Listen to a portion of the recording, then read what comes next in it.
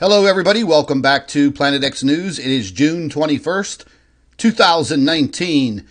And folks, once again, here we go. It's a Friday. There's all kinds of things going on around the world. And I woke up at about 4 o'clock this morning, and first thing I see is a rash of earthquakes worldwide. And one of them, kind of strange, a magnitude 4.3 in France.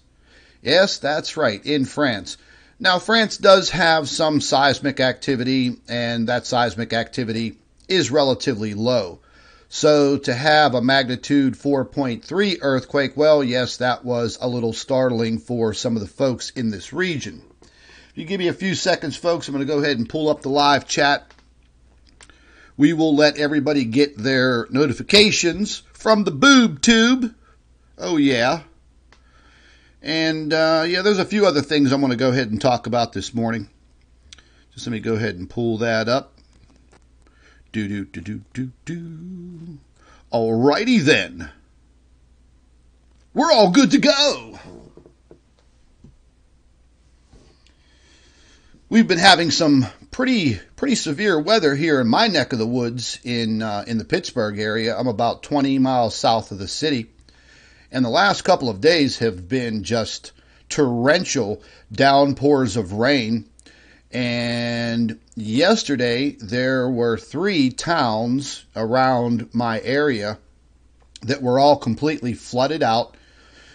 Oh, they had to have the rescue workers come out, local firemen, rescue people who want to continue to drive through these big, gigantic ponds of water that are forming.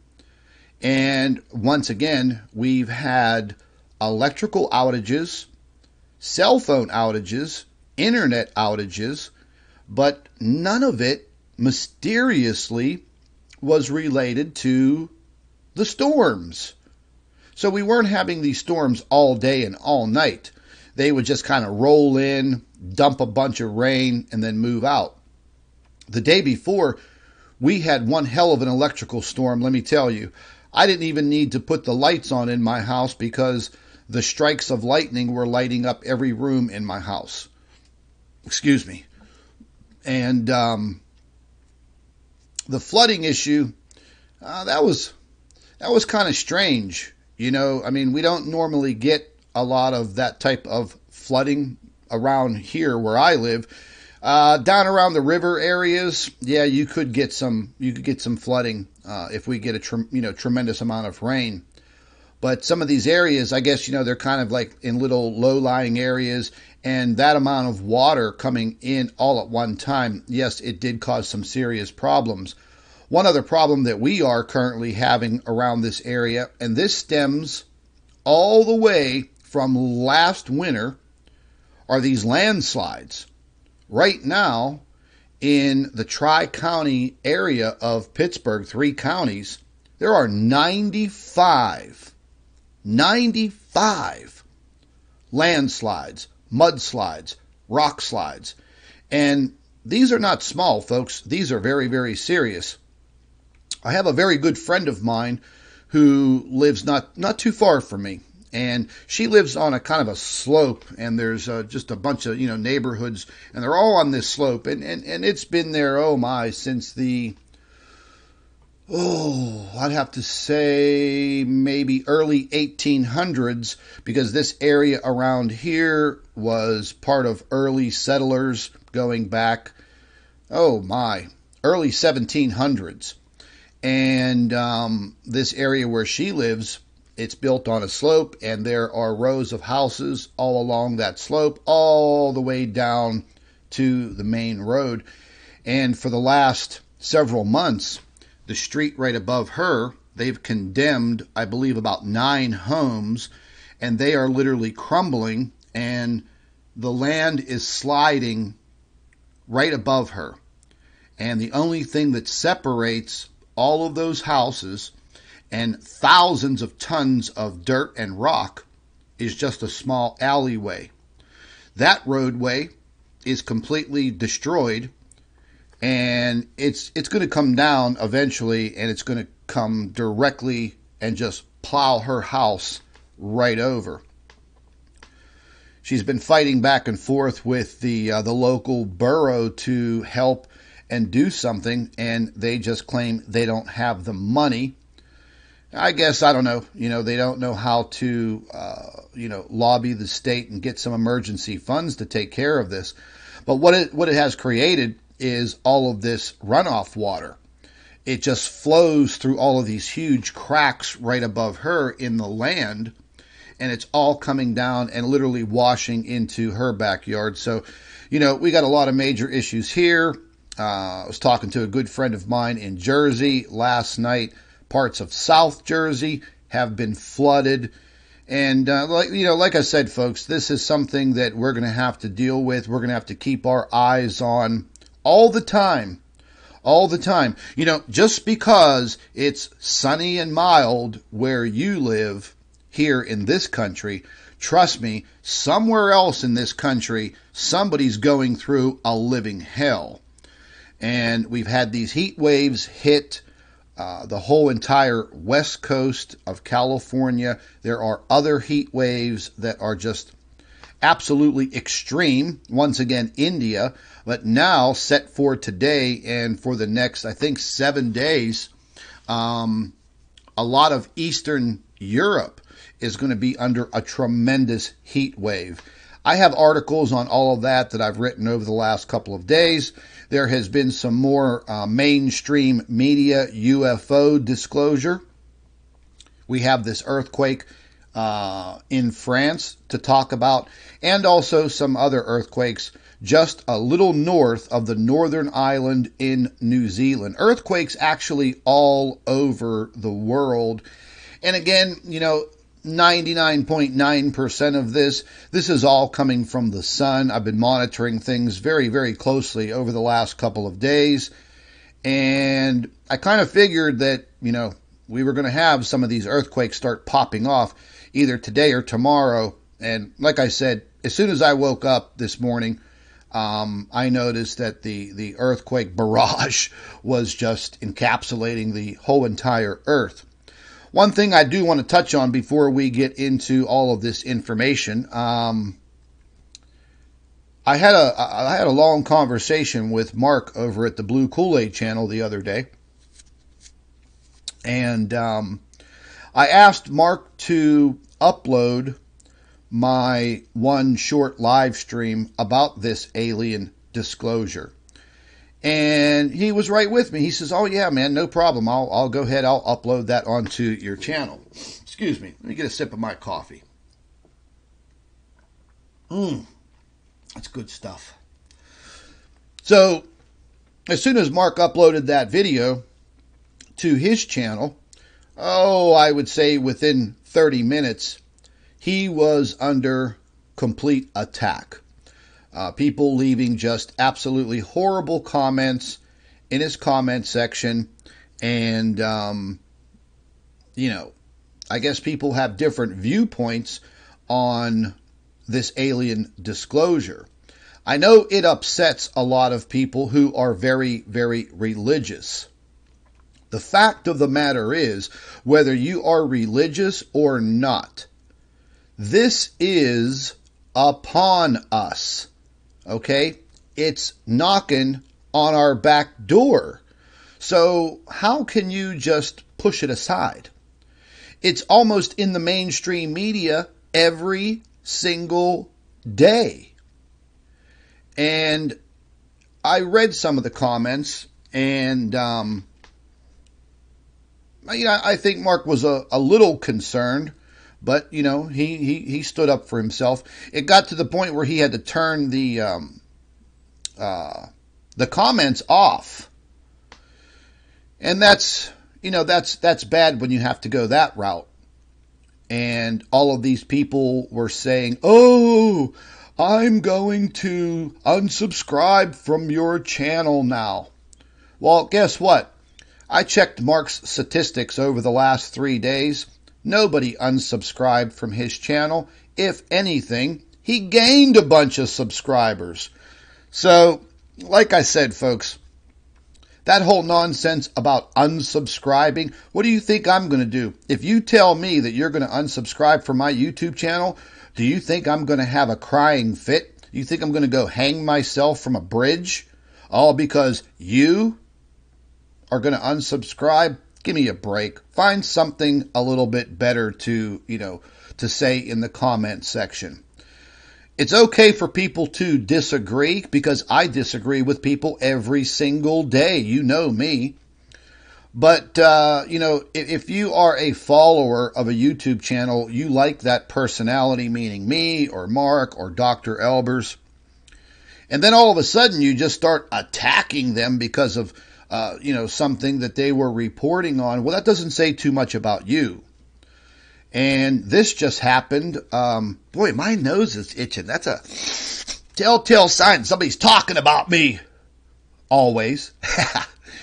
But anyways, first thing this morning, I get an inbox message from one of my subscribers that I've actually known for a very long time now. And they say to me, oh, yeah, Scott, Dr. Albers is being attacked by this other YouTube channel called The Fifth Wheel. Yeah, I know who this woman is. And, I personally have had, not really contact with her. I've seen a few of her videos. Nothing of interest to me. But I noticed that she, was in some of my comment sections and my live streams before. And I will be nice to everybody. Unless you start getting nasty with me. And then I'll put you right in your place. So this individual inboxes me today, and they're like, oh, Dr. Albers is being attacked by this YouTube channel, The Fifth Wheel. And I was kind of surprised, because I've never known this woman to just outright go out there and attack somebody. And so I, went ahead and checked out the video. And, folks, a lot of people like to use Dr. Albers' name in their video titles. And, that just gets them more views, because Dr. Albers' name is already out there. People use it as a meta tag, a tag for their videos. They put her name in their videos. I don't know if it adds credibility, more views. Who knows? Oops, I just bumped my microphone.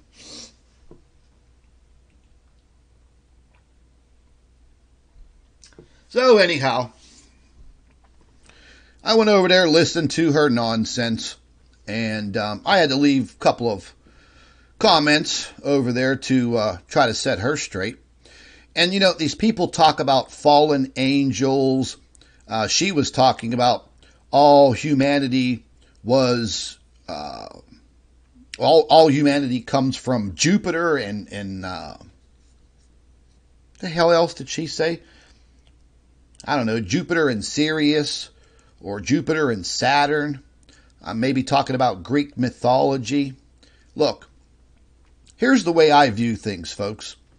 Push all religion aside. Push the Bible aside for right now. We, as a human race, okay, do we really, really know where we came from? Do we really know where everything on this planet came from? Because we live in a very, very complex world. Many different species of plants and animals and human beings. So, do we really know? Is there an absolute book of truth? Now, you would say the Bible would be that book of truth. Okay. Old Testament, New Testament. Were you there? Were you there in that time period? Do you know the people that wrote these scriptures? Do you know specifically that the Old Testament is 100% truth? Do you know that the New Testament is 100% truth? See, here's the thing, folks, and I'm not putting anybody's religion down. I'm just trying to get you to open up your mind a little bit, put your religion aside, and deal with what is here in front of you today as reality. See, religion, historical religion, keeps you in the past. It doesn't do anything for you here in the present. Yes, you can get down on your hands and knees and you can pray to God that that bolt of lightning doesn't strike you, but then the bolt of lightning strikes you and it kills you. Was that God's fault? Did you do something wrong in your life, even though you prayed to God for that lightning bolt not to strike you, and it did? Was it God that sent the lightning bolt down to strike you? Or was it just an act of nature? It's great to have faith. Faith builds character.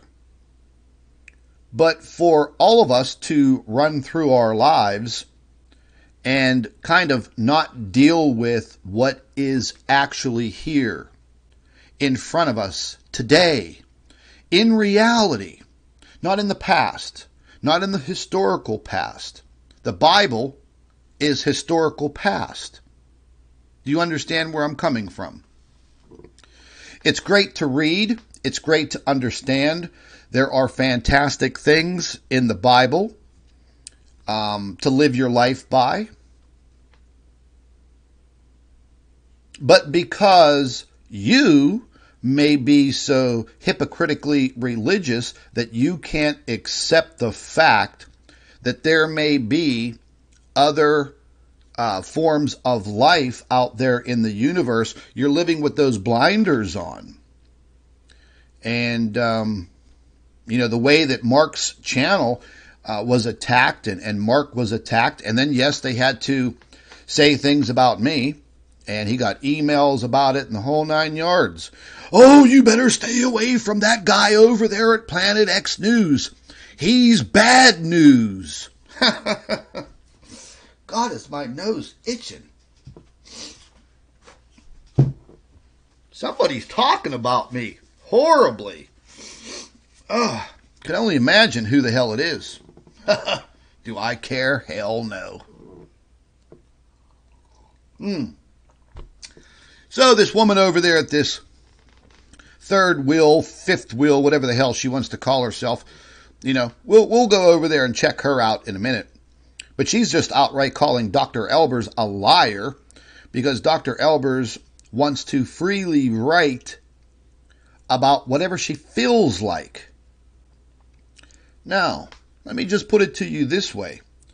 I don't like when people go after Dr. Albers and call her all kinds of names and things like that. Dr. Albers, regardless if you agree with her or not, she has been through one hell of a life. And for anybody to question her professionalism or her education, you're an idiot. Okay? You know nothing about Dr. Albers and her life and what she went through raising a very young daughter who was very seriously ill and not going to live a whole life.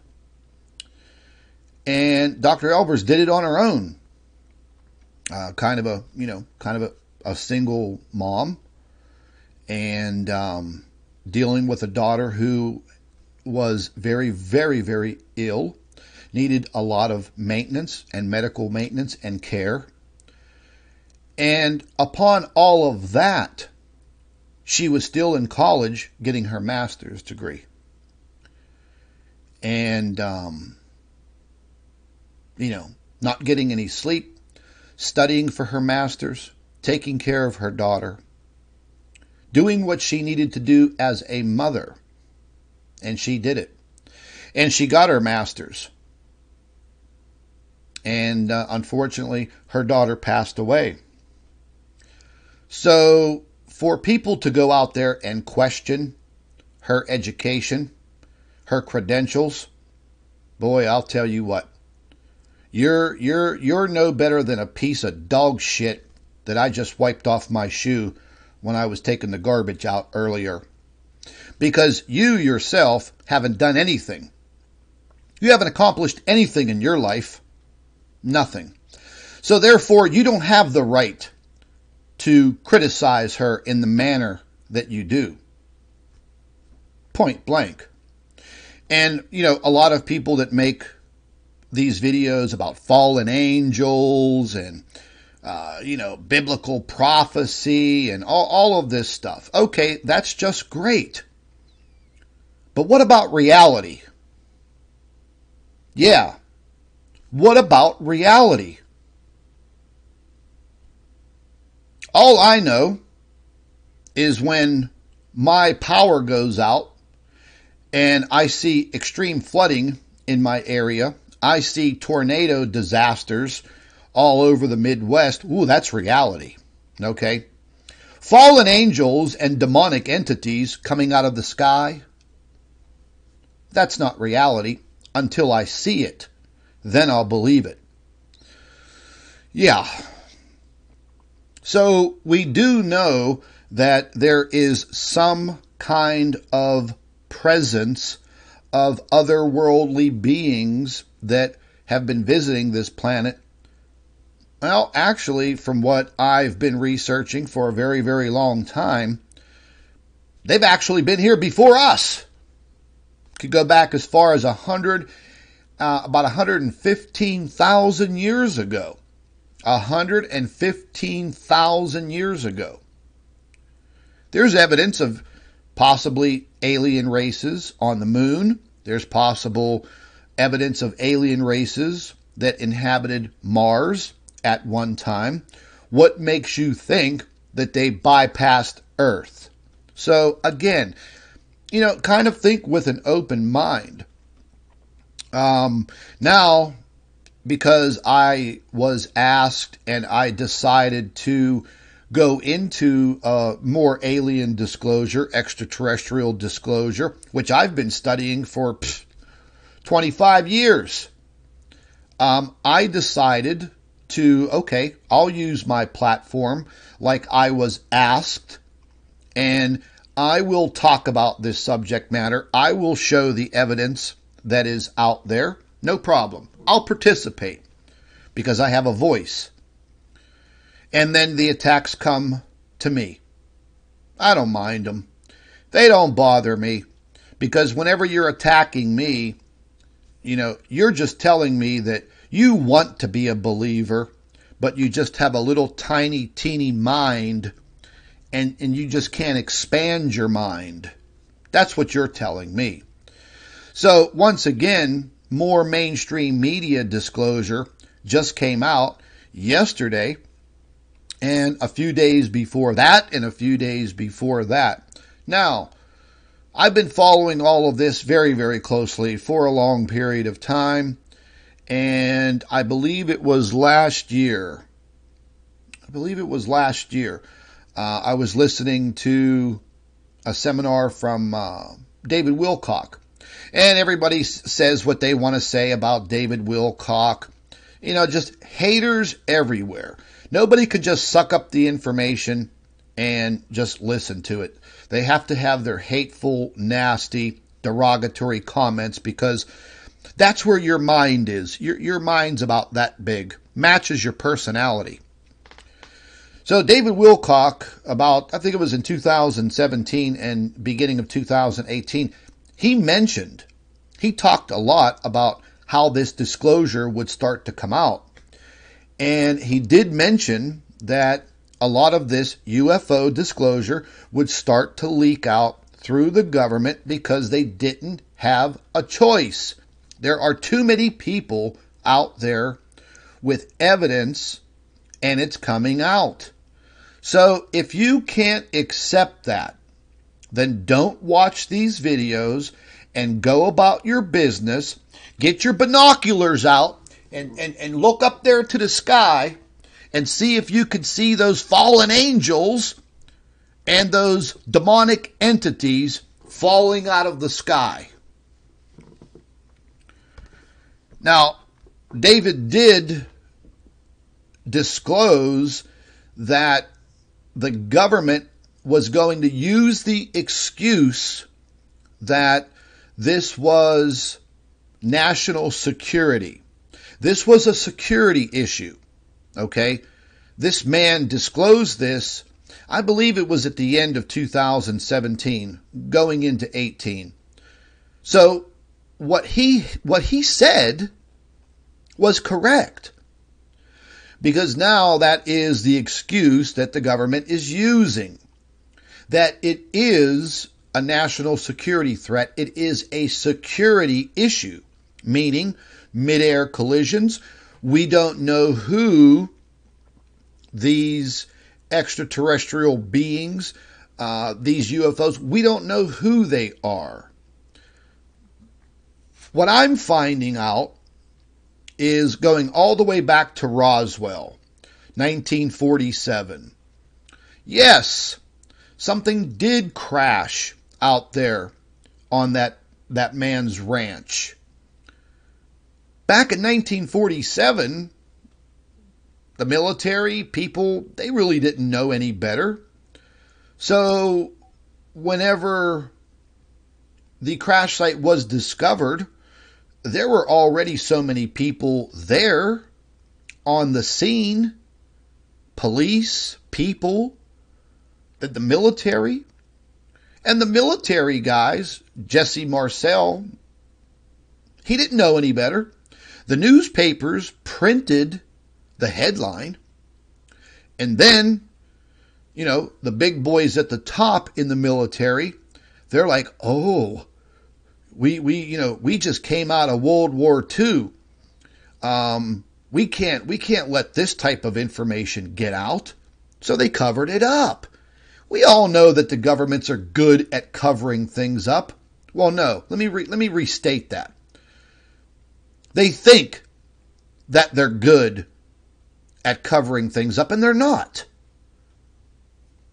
So this has been going on for decades.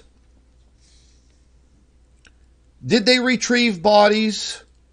From everything that I've seen, read, all of the papers that I've been poring over the last several days. I did so much reading yesterday, I read myself into a migraine.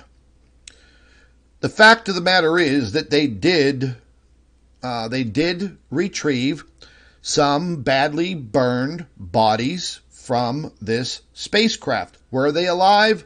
No, they were dead. Were they like little alien grays? Yes, they were very small, 3.5 to 4 feet tall. Are they running the government now? No, they're not running the government. They were dead. They crashed, a horrific crash. Did Dwight Eisenhower have conversations with these aliens at some point? That's a high possibility. In 1952, a whole string of alien ships were spotted over the Capitol in Washington, D.C. And it just wasn't for a minute. They stayed there. They were sending a message. What do you think, that was fake? Well, what were the lights? Why were they in a formation? What happened in Los Angeles back in the late 40s? Yeah, they brought the military out. They were shooting cannons at these objects in the sky over L.A. Oh, what? That was all fake? It's all documented, people. Again, take those religious blinders off. Put them in a box. Put them in a drawer for now. Open up your mind. What do you think? That God just made us? Stupid humans? Violent? Jealous humans? Stuck them here on this planet and said, okay, grow. You don't think that maybe God created other creatures, other beings. Oh, what? You know everything about the galaxy? You know everything about the universe? Oh, you've been there. Oh, you've been to the other side of the universe. Oh, in your travels to the other side of the universe. Oh, you didn't see any other forms of life. Oh, okay, we'll take your word for it. Oh, God.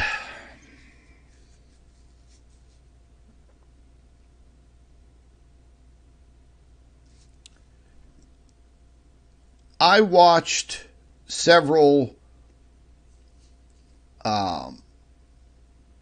interviews with modern day astronauts. Astronauts that were on the space shuttle program. Yeah. Now they're talking. Oh, yeah. The ones that are still alive? Yeah. Now they're talking. Now that this disclosure is coming out, we're now getting to see some of the space shuttle footage of what astronauts out on spacewalks actually saw. And now, you know, they're kind of okay. Maybe they got the government's green light to talk about this stuff. Do people try to debunk it? Yes, they try to debunk it. Why? Because they don't have anything better to do. You know? I mean, God, what I saw when I was 16 years old, floating across the sky with 7, 8 other people, it made the newspapers in 3 states. A state police officer, me, my grandfather, 4 other people, and then thousands of other people from where we were all the way across from Pennsylvania into the panhandle of West Virginia and into Ohio. Oh, what? Was everybody lying? You know, I'm going to be quite honest, folks. You know, I read a lot of the comments that were in my comment under my initial video about this. I gotta say, man, some of you people are twisted. I mean, like you're really twisted. I don't know what the hell, you've been living in a cave or something? Man. I know everybody doesn't have the amount of time or resources to do research and homework and investigate things like I do. I don't know, maybe I'm a little fortunate. Who knows?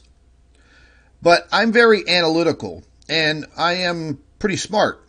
No, I'm not just, sitting here tooting my own horn. It's just the way that it is. I do have the time, I do have the resources, and now I've been given one hell of an outlet to gather this information.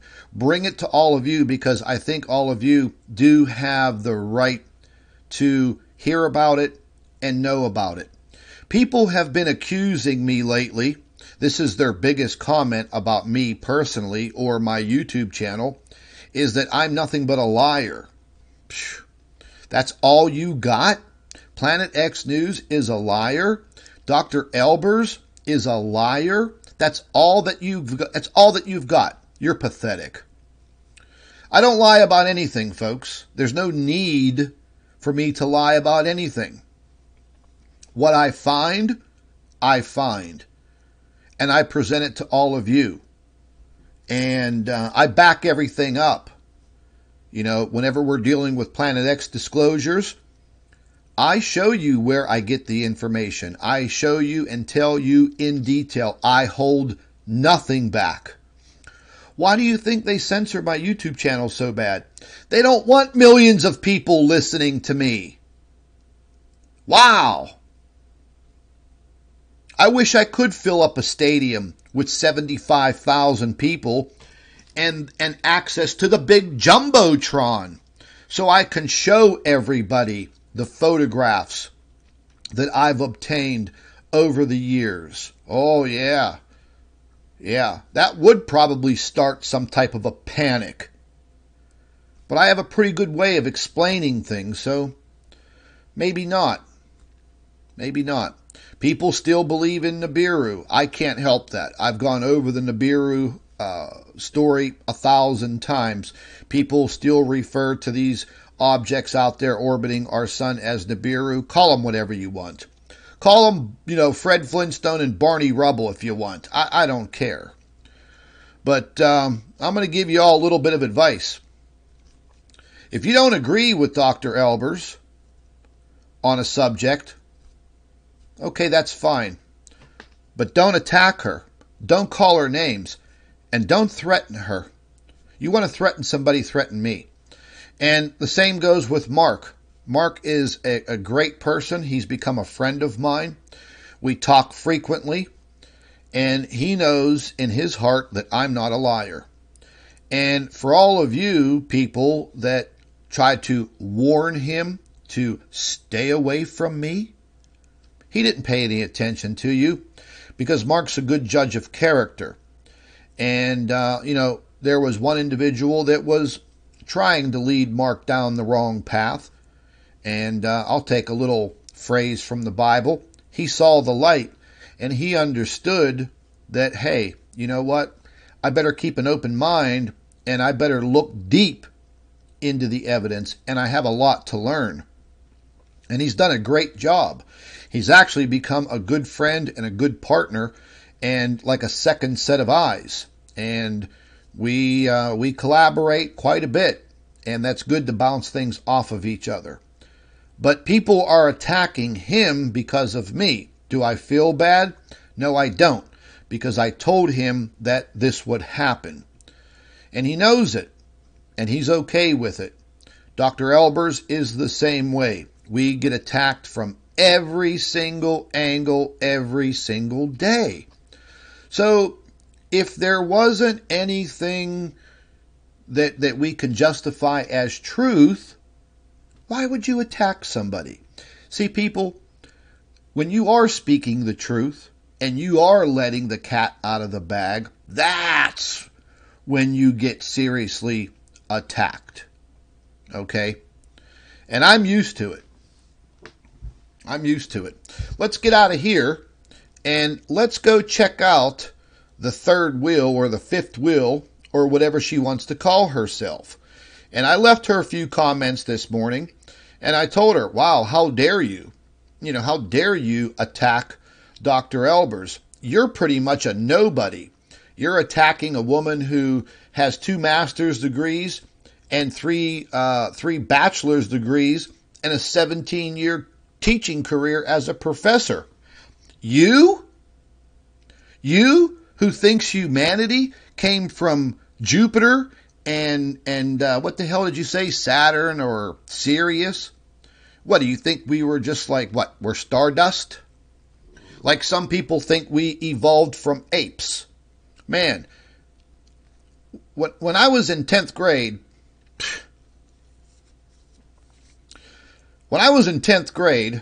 my science teacher started on Darwin's theory of evolution. Started with the whole, yeah, man, we came from monkeys. I already knew better. I don't know. My mind in 10th grade was already far past high school education. I debated my teacher. He threw me out of class. They suspended me out of school for 3 days. My mother flipped out, went to the school and said, how dare you suspend my son for, giving his own views.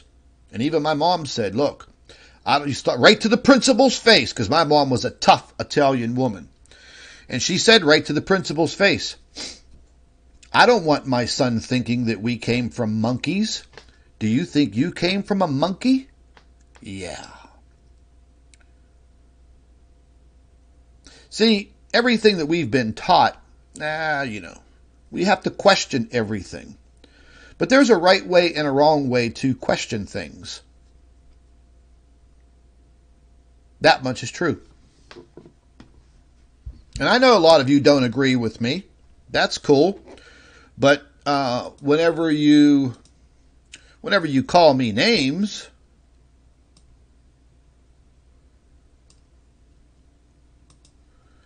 and you talk a lot of trash, you're going to catch the bad side of me. This is the shitty channel I'm talking about right here. This broad, the Fifth World. Oh, that's what it's called, the Fifth World. I don't know, for some reason I was calling it like the third wheel from the sun or the fifth wheel or whatever.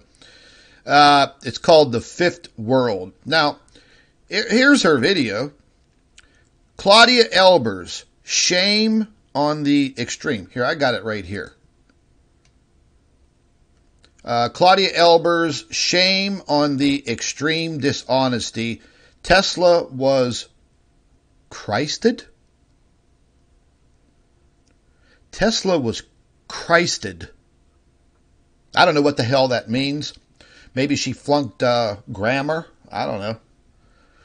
But anyways, she's throwing a hissy fit because she's pulls up Dr. Albers' video and starts ranting and raving how Dr. Albers is a liar because Dr. Albers wanted to do her own version of alien disclosure, the Great Deception. Dr. Albers is very religious. Me and Dr. Albers do not agree on everything. But we don't argue. We sit down at the table. I give her my viewpoint. She gives her viewpoint. And I tell her, you're wrong and I'm right.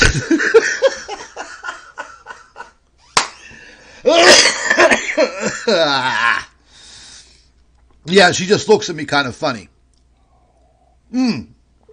Yeah. So we have all kinds of talks. We talk about everything. I did piss her off one time when I told her I think Jesus might have been an extraterrestrial. I mean, we know that Jesus in the Bible was not of this earth. He couldn't have been. I mean, who impregnated Mary? Joseph was out working. Who was it? The milkman? I mean, give me a break. How did Jesus rise from the dead? Was it something biblical of a higher power? Of course it was. Do we have solid 100% proof? We only have what's written in the Bible, in a book. So yeah, me and Dr. Albers go back and forth sometime on the religious factor. It's very, very hard to mix religion and science, and she knows that. And, she has her own way of explaining things. And her video was Alien Disclosure, the Great Deception. And she goes on to talk about, aliens behind the scenes, running the government.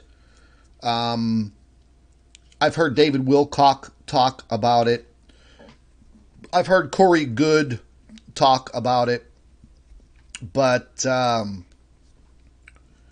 that's all well and good. I don't particularly agree with them, but I don't go out there and attack them like some vicious kook, calling them liars and this and that, because I don't know for a fact that they're lying when they talk about the secret space program, which I actually agree with. So I don't know what they actually know. David Wilcock does deal with a lot of whistleblowers and insiders.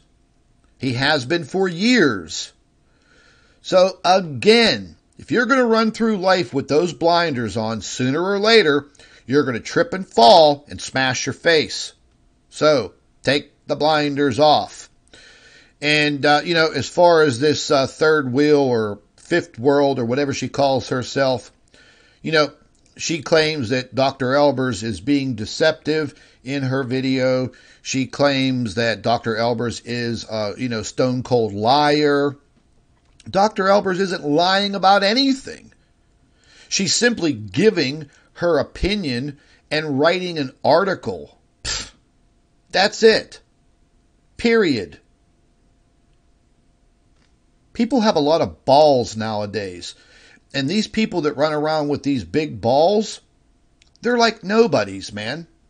They can't even spell correctly, put a sentence together correctly, but yet you're going to go against a woman with, 2 master's degrees, a doctorate, and 3 bachelor's degrees, and a 17-year teaching career who could run rings around you in science, but yet you're going to call her a liar because you think we came from Jupiter and Sirius. Greek mythology? Okay, whatever. There are people out there that think that, the Anunnaki were the ones who made man. There's some evidence of that. Do I believe that? I don't know. They may have invented with their DNA tactics.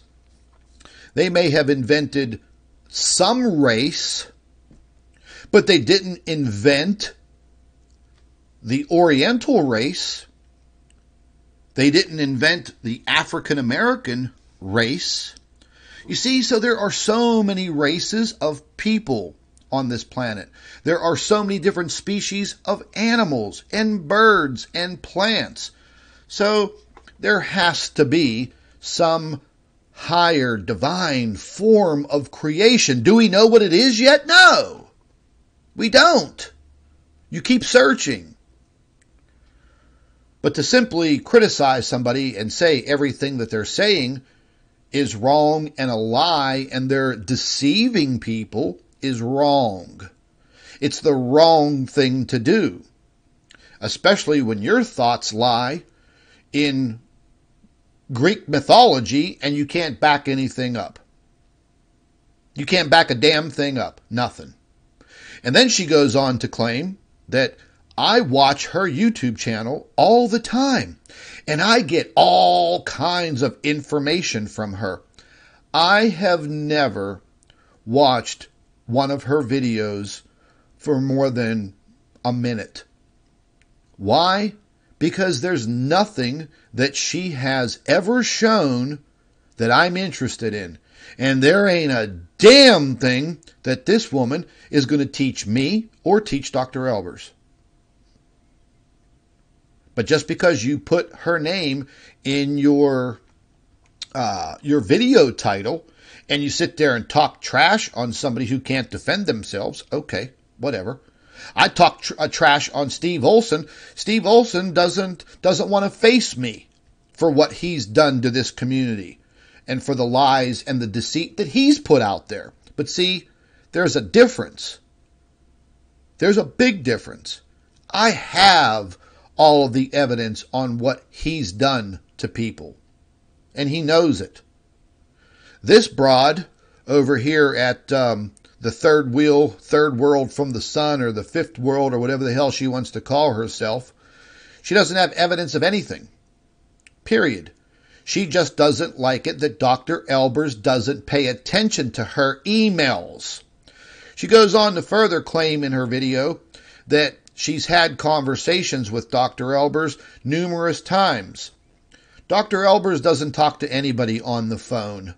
Okay? She doesn't take calls from people. She may have answered some emails or something like that. I don't know what this woman meant.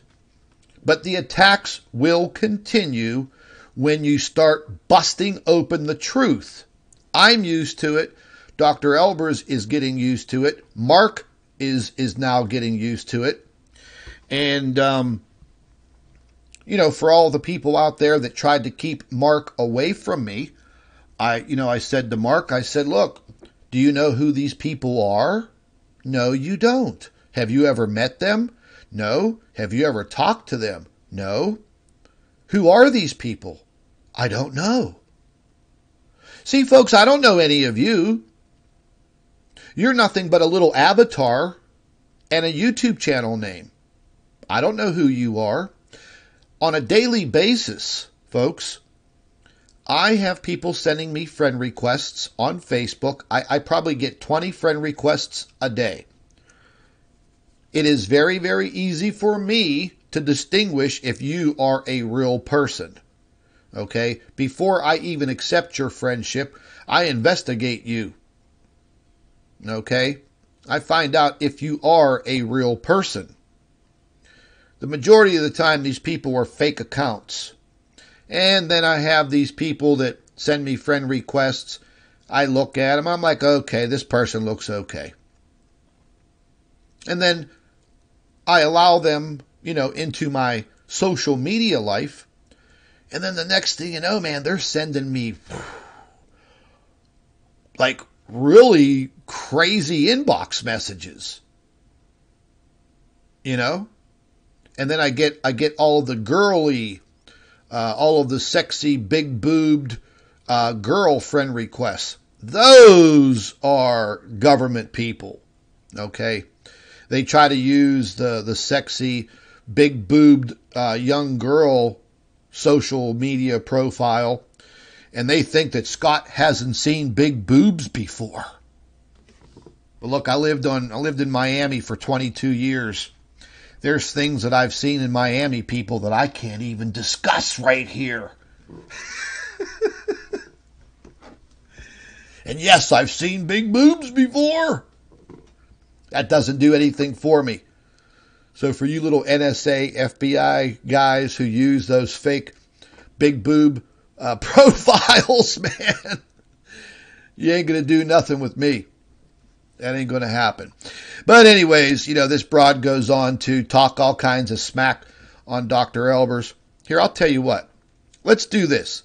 Let's get the poor broad some views, and I'll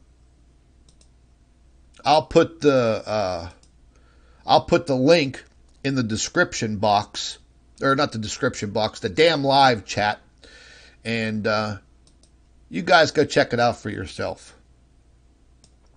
At least I could do something nice for her.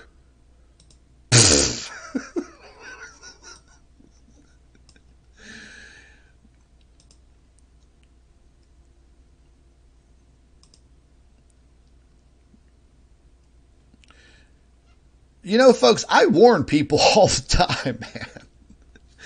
I warn people all the time. Don't mess around with me. Don't mess around with me. You can go mess around with whoever you want, man, but don't mess around with me. It's going to turn out bad for you. But anyways, let's get out of here. And let's go take a look at these earthquakes. And there's been quite a few. Oh, look at this one here. Looky what we got here. Before we start getting over to the other side of the globe, once again, I started digging into yesterday and the day before.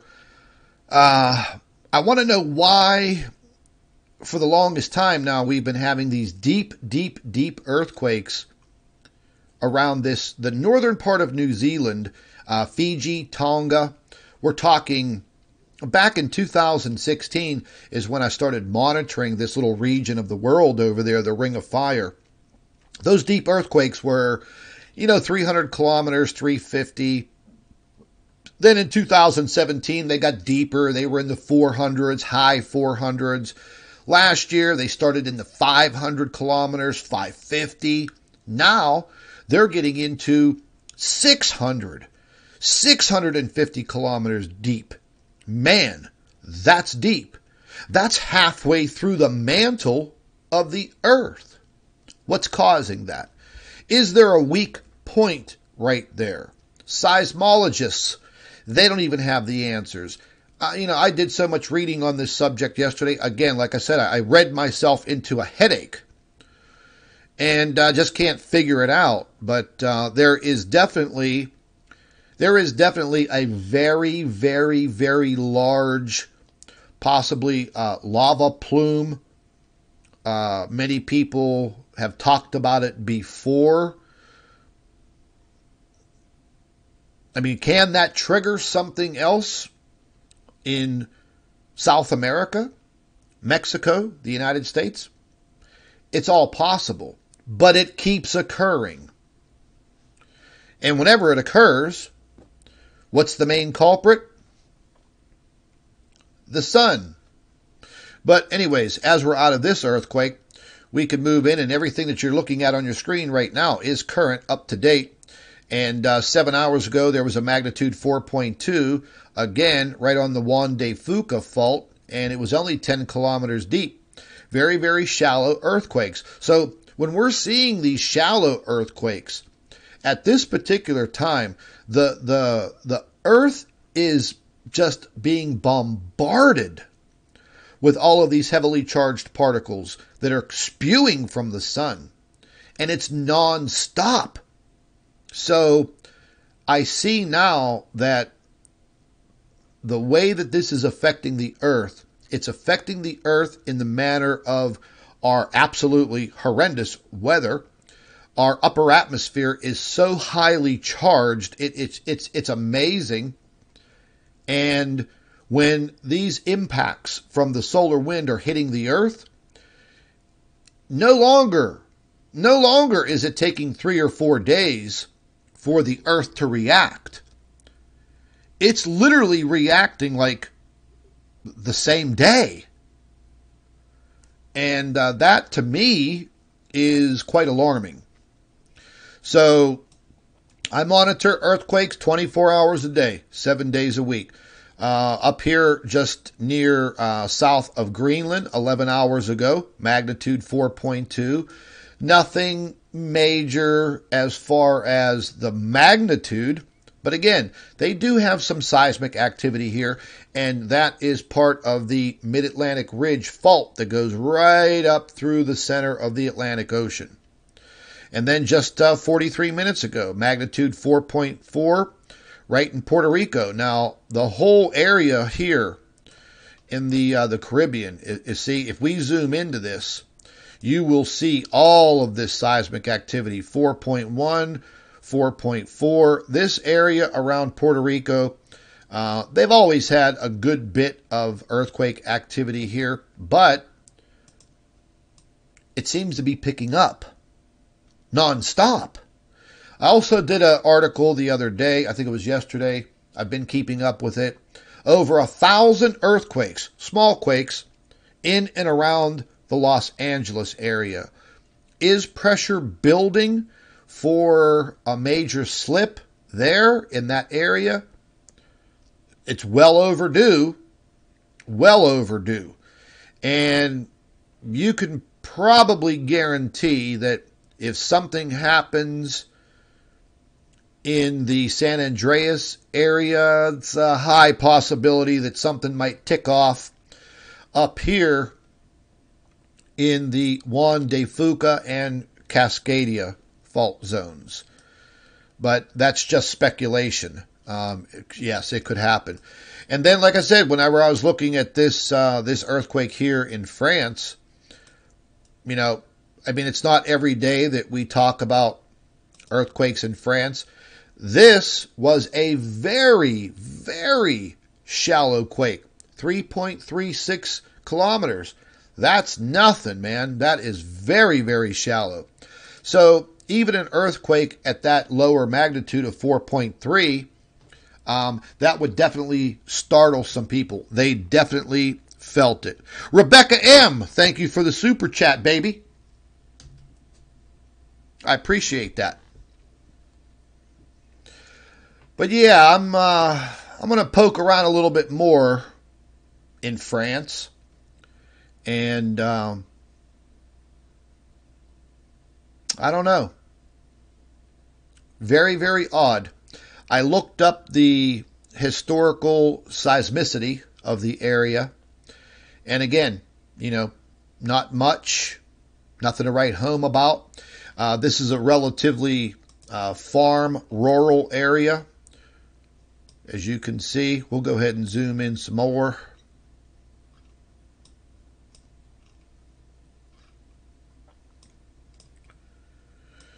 And these folks that live in that house, maybe that's a winery. I don't know. But you can guarantee those folks that live in that house right there, they definitely felt that earthquake. No doubt about it. It probably shook their whole house. I wish I had some way to get in touch with them to like literally ask them what they felt. You would probably figure that, matter of fact, we won't even figure. We'll actually go and check, and we'll take a look, and we'll see if we could check the felt zone here. Let me just pull something up here, get the street guide in, get rid of this. Let's move over to La France. Where the hell am I? Out in the middle of the ocean. Let's pull up the satellite.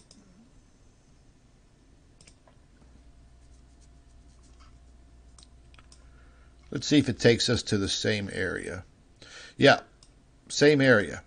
So that was kind of right out in the middle of their field. And I'm going to go ahead and back this up, and we're going to see. Oh, this USGS site's just out of damn control. Doobie-doobie-doo.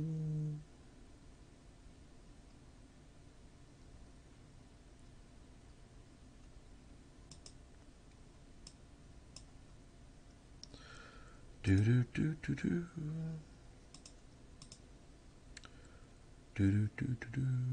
Yeah, see, I have the historical data set up right now for this region of France. You'll see it by the little white dots that you see scattered around the screen. That is the historical seismicity activity for this area of France. So you can see there's not that much. And that probably goes back 200 years. So that area right there where that earthquake hit, why it happened, I don't know. I don't know. It's very strange. We're going to go ahead and jump out of that, but let's just see how many people actually felt it. Do-do-do.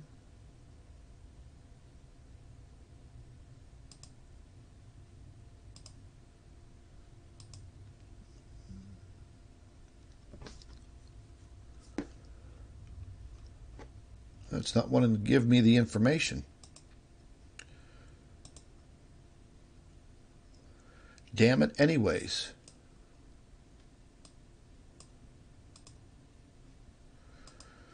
Always got to be an issue, man. Always got to be an issue with...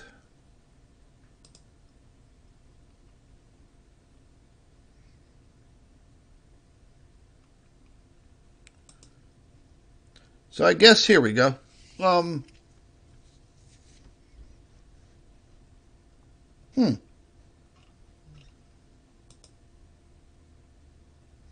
Two responses.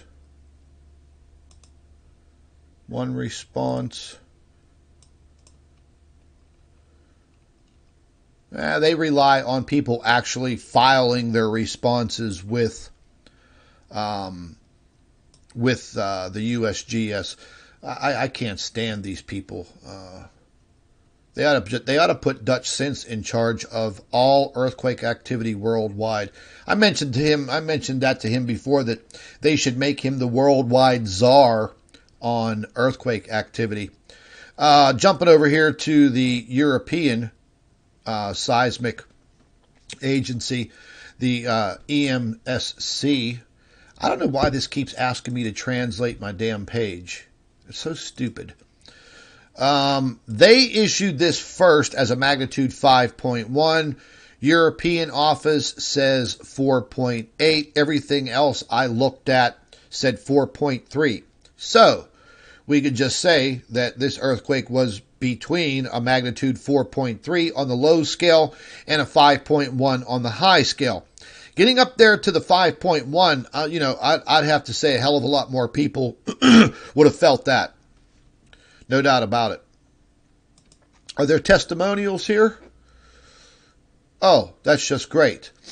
They're in French. It Does anybody out there speak French? And it won't translate it now. So apparently, here is a list. There were a couple of aftershocks immediately after, one after the other. The second woke my husband, who was dozing after being woken a little earlier with a cup of tea. Their dog was barking. Okay, so there are quite a few people on the European site. Oh, this one says here, the noise was unmistakable. Some people felt more of the vibration depending on where they were sitting. Wow, there are quite a few. Look at that. Okay. Good job, people over in France, tuning in and letting us know how you felt that. Now here's one earthquake over here. Yeah, we covered this. I have the history, the historical seismicity. So there was one here in France, another one in here. So it's not like France doesn't have a little bit of seismic activity. They actually do. A lot of these areas they do have some seismic activity. But again, talking about a magnitude 4.3 up to a 5.1, that shallow, less than 5 kilometers deep. I think we'll probably be hearing about this on the mainstream media. Yeah, most definitely. Now that we know that's all going on, I'll just show you what's happening as far as our wicked sun goes. And we'll just go ahead and pull this up. And we have the current view of the SDO up on your screen now. And it's kind of, something's been going on with SDO and their website for the last week. I don't know if you guys can see the little black wheel spinning. It's trying to load itself. I don't know what's going on with some of these NASA websites. That usually just loads just like that. But as you can see, the corona of the sun in this angstrom of extreme ultraviolet light, the corona of the sun is almost non-existent. And, I've gone over that many times, going back all the way from 2016, showing individual photographs of the sun on the same date, just all of the different years, showing how the corona has shrunk. And it shrunk pretty bad. But you can see all of the black areas, all of that. Everywhere where you see that black area right there, that's all of that solar wind escaping and just heading straight for the Earth. Because this view that we have from the SDO is the view from the Earth. So that's what we're seeing, and that is spewing straight towards the Earth. Now, again, the solar wind has been very slow. I mean extremely slow. That may be another reason why these impacts to the Earth are much greater as far as the earthquake activity goes. I don't even know if there's any science behind that. The speed of the solar wind compared to the seismic activity on our planet. I'll have to check and see, but this is going to be something that continues. And don't think for a split second, folks, that our space weather affects our real weather here on Earth, because it does. It is a major factor in our weather that we see here on Earth and what's happening out there as far as space weather goes. So it's all interrelated. And we're going to continue to see this. And here's something else. I've been monitoring the sun for a long, long time. In 2016 is when I noticed this constant coronal hole opening on the sun, constantly facing Earth. But when you look at the backside of the sun, it's completely normal. So something has been occurring over the last several years that as the sun slowly rotates towards the Earth, you see the coronal holes just start to open up. The outer atmosphere of the sun just dissipates, and it allows all of those heavily charged particles to just spew straight towards us. And, with this solar minimum coming up, this is going to be a little more detrimental to our planet. We're going to have more and more cell phone outages, more internet outages, more power outages. I mean, you all heard what just happened in Argentina and Uruguay. 50 million people without power. I mean, as far as I know, they still haven't figured out what the hell happened. That's kind of rare. That's, very, very strange. And then I heard all kinds of people, with their conspiracies. They dropped an EMP on Argentina. What the hell would they drop an EMP on Argentina for? I don't know. Maybe they did. Who the hell knows? Let me back out of here. We did have a couple little small coronal mass ejections. Nothing, really, really major to write home about. We'll check those out, and we're over here at the seeds, and I'm going to go ahead and blow this up a little bit so you guys can see it a little bit better. This was on the 18th.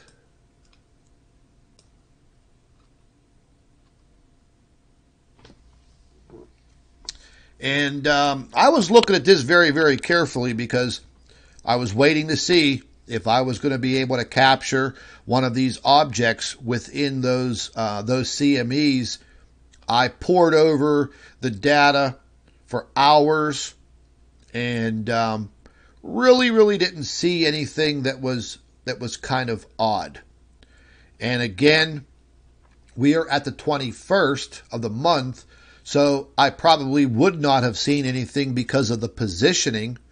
And if we wait till about the 27th, 28th, 29th, 30th, those last 4 or 5 days of the month, we may catch a glimpse of one of these stellar objects orbiting the sun. Remember, we have the beginning of the month.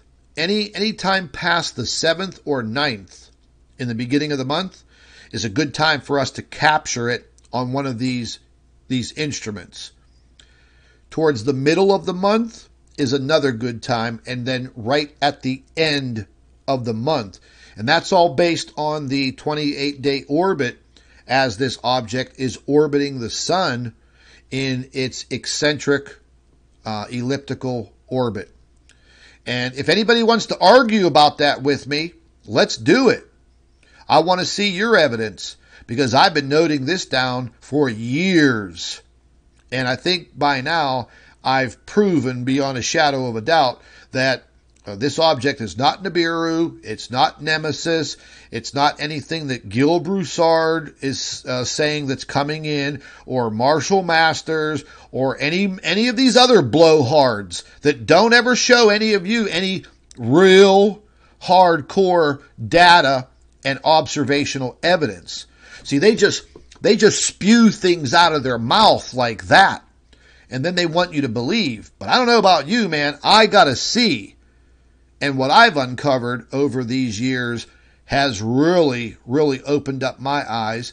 And then calculating where this object is going to be in the course of this 28 days. And just recently, we finally discovered that, yes, there is more than one of these objects. One of them is quite large. And then the other two are a little bit smaller. And then one is, they're about, 3 sizes. Small, medium, and large, I guess, if you want to say it that way. And is this something that's abnormal for a star like ours? No, it is not. I get so many of these people that question me, how can an object be that close to the sun and not explode? It's very possible. It happens all across the galaxy, all across the universe, every second of every day in all of time. It happens. And, how to explain it? These objects have a very, very strong magnetic field. These objects are definitely stuck and battling with the sun's gravitational hold. That's how solar systems are formed. That's why Jupiter has so many moons. Why don't those moons float away into space? They can't, because they were captured by Jupiter's gravitational hold. That's it. They are now in orbit around that planet. So that's that. Best thing I can tell you to do, brush up on your planetary dynamics and you'll understand more. But let's jump out of here. We'll go, what day was this? The next day. I'll show you a little bit more of what was blowing off on the sun. This was the 19th, very next day. And this was now going off on the other side of the sun. So we had a small coronal mass ejection on the western limb and the eastern limb. And if you watch very carefully, I'll pull this up a little bit. Right here, you're going to see a sundiver comet. See it? And then it just disappeared. It got eaten up. One more time. There she be. I don't know, maybe it was an alien spacecraft. Nah. Little sundiver comet coming out of nowhere. And the sun popped that sucker. I don't know. Let's see if we could see it on the... There it is. I'll make this a little bit bigger.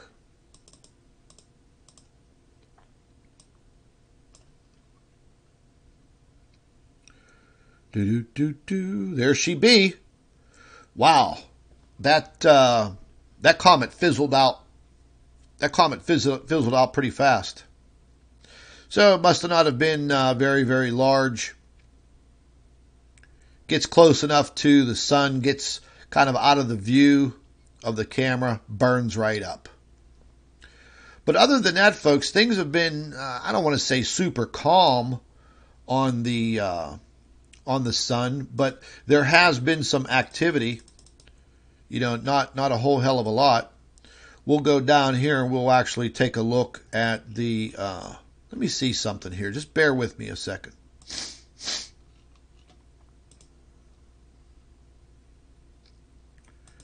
It's about time this just gets caught up. Okay. We're getting our Secchi view here. And this is back on the 18th.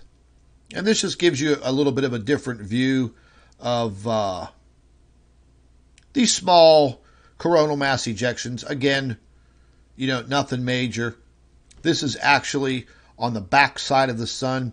And there's something weird zipping through the screen here. We're going to see if we can't catch it.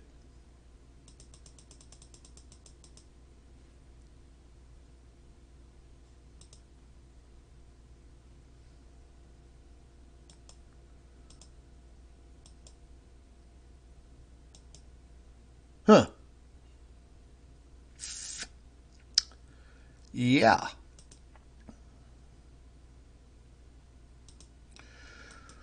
Well, I could say this much. What you see on your screen right now is either a heavily charged particle that was very, very, very, very close to the camera that streaked across and the camera was able to pick it up, or, it was a cosmic ray that the camera picked up. Was that an object? I don't think so. It could be anything, but it's definitely showing me that it's very, very, very, very close to the camera and not out there by the sun. So, I mean, that was just the, you can see it right here. I have it in reverse. So it really wasn't that big of a coronal mass ejection. That kind of happened on the backside of the sun. And we can see, and it actually hit Venus, to tell you the truth. And I'll show you guys that real quick.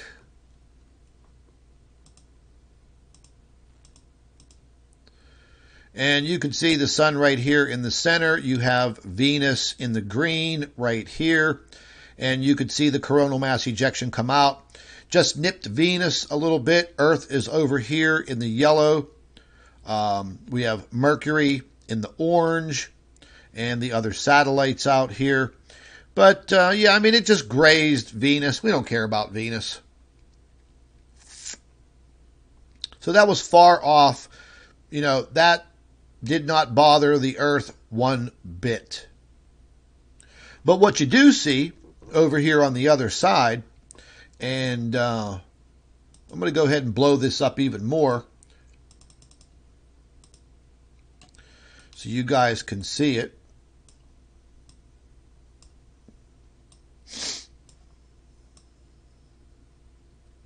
This gives you some other perspectives of what's spewing from the sun. So these are the waves of solar wind that are coming from those coronal holes. And this is kind of a good way to look at it. So one is kind of a side view of the Earth and the sun, and one is kind of an on top of view from above. So you can see off to the right, wave after wave after wave. Oh, wait a minute. It's like Pastor Paul Begley and Mike from Around the World. 5 waves of energy. I just love doing that. 5 waves of energies. What? Earthquake in France? What?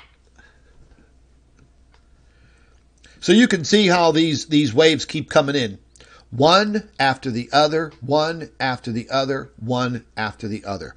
And they are impacting the Earth. Now, under normal circumstances, if we were in a grand, no, I don't want to say a grand minimum, but a solar maximum, the Earth's magnetic field would be much, much stronger. We really wouldn't feel any of these impacts as far as seismic activity goes. Yeah, we're always going to have earthquakes here on Earth because of the tectonic plates. But we really wouldn't be seeing all of these bigger earthquakes and earthquakes in places that just shouldn't even be happening. But this gives you a better perspective on how this solar wind comes and hits the Earth. And it's not going to stop, folks. It's just going to keep on, keep on, keep on. And some of the articles that I was really into, I've been working on for a couple of days now. Matter of fact, I'm going to pull these up. We'll take a look at them. Now, see, if you would have registered for our email notifications and you were a member of the Planet X News private network, you would know all of these articles were up on the website. I did immediately quick article on the magnitude 4.3 in La France. Yesterday, I was digging up all of this information on this heat wave that is going to smack a good part of Central and Eastern Europe. And again, folks, listen, these folks aren't used to 99-degree temperatures and 100-degree temperatures.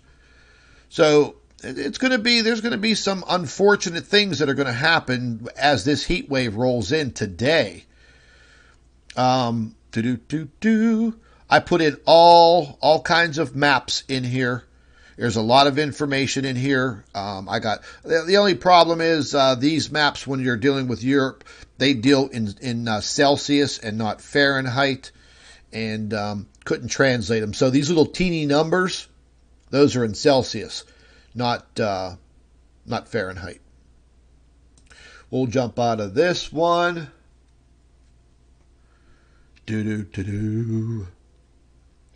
And just like I was saying, all of this mainstream media disclosure on the extraterrestrial factor is just that. I mean, what do you think? It's make-believe. U.S. senators, several of them that are higher up in Congress and the U.S. government, they received a classified briefing on UFO sightings. Now, this has been brewing for some time, okay? No, this is not something I just made up. No, I'm not lying about it. It was all over the mainstream media, man. Every freaking news station here in the United States.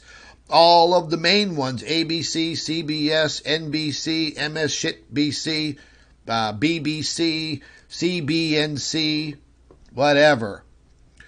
Fox News, they all had something on this. Now, I actually got word of this real early in the morning. And before the news networks even had this, I already had it up. And as you could see, I publicized the information. Look at the views. Only 29 people took their time to view it. But it was all over social media, and I put it out there in our email blast. So I guess a lot of you don't think that this is anything that that you need to learn about or be concerned about. I don't know, man. This was pretty cool. This is the footage that's been going around, and this is what really started the bells ringing within the U.S. government, is because people like Luis Elizondo, who worked in U.S. intelligence at the Pentagon, and also Christopher Mellon, who held high positions within the U.S. government and U.S. Department of Defense. They're retired now from those jobs, but they know, and they're the ones that have teamed up with Tom DeLonge and a few others, and they feel that this is definitely something that we should worry about. The military, the Air Force, the Navy, that they should worry about. From what I'm finding out, this little video, this is not the only time that this has happened with a U.S. airplane, Air Force, or Navy plane. This has happened a lot. And they were talking about, collisions with passenger jet airliners. Now, I'm pretty sure that the alien technology, they're not going to crash into anything. But again, you never know. It happened in Roswell in 1947. Those little gray aliens crashed. So you never know. Is this a way to finally get it out there and disclose this information? Make the U.S. government start to talk a little bit? You're damn right it is. And do I want to know about it? You're damn right. I want to know about it before I drop off of this earth and, they throw that last shovel of dirt on my casket. I want to know the absolute truth about life somewhere else in this universe or in our solar system or even on this planet.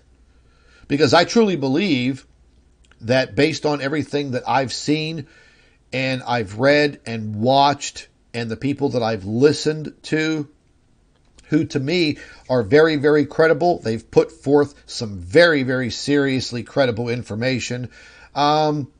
These other races of beings have been here long before us. They are still here now. And I guess it's really not all just our planet. We share it with some races of beings from out there in our galaxy. I'll play this for you. It's rotating. U.S. Department of Defense.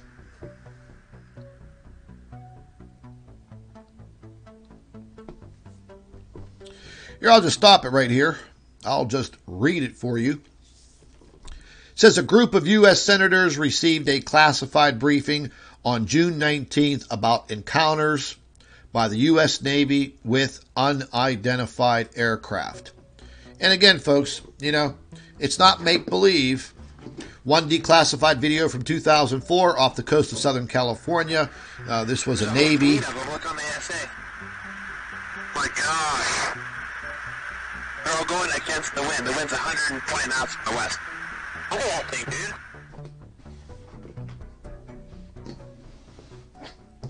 They do say, I mean, I've seen and I've read and I've heard, and I did have one very brief meeting on it, but people are saying they're seeing UFOs. Do I believe it? Not particularly. Do you think you'd know if there were evidence of extraterrestrials? Well, I think our great pilots would know. And some of them really see things that are a little bit different than in the past. So we're going to see. Trump knows there's UFOs out there. Trump's an alien.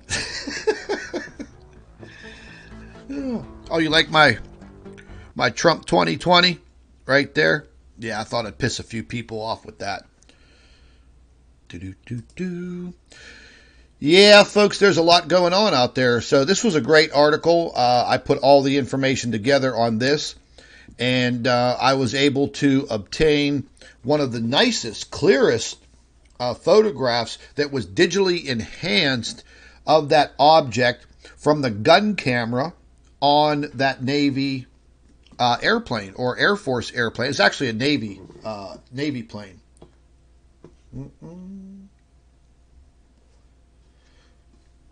I actually have the video, not the video, the actual photograph, and I'll share that with you guys.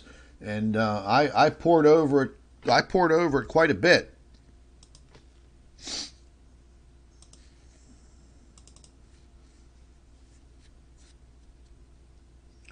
Now this was digitally enhanced.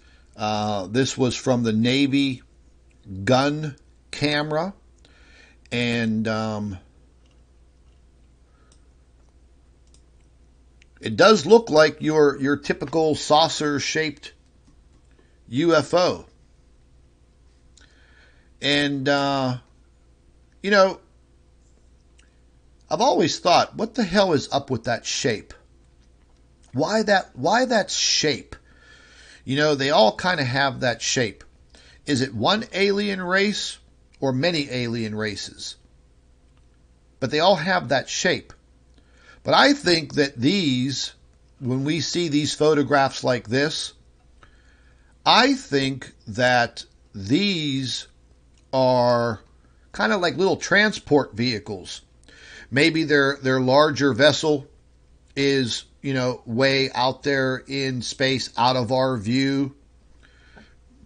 And this is what they use to literally come down to the Earth, kind of like a shuttle. Because if they would bring down one of them big, bad, you know, ships, yeah, it would be like a scene from, you know, like Independence Day, and with Will Smith.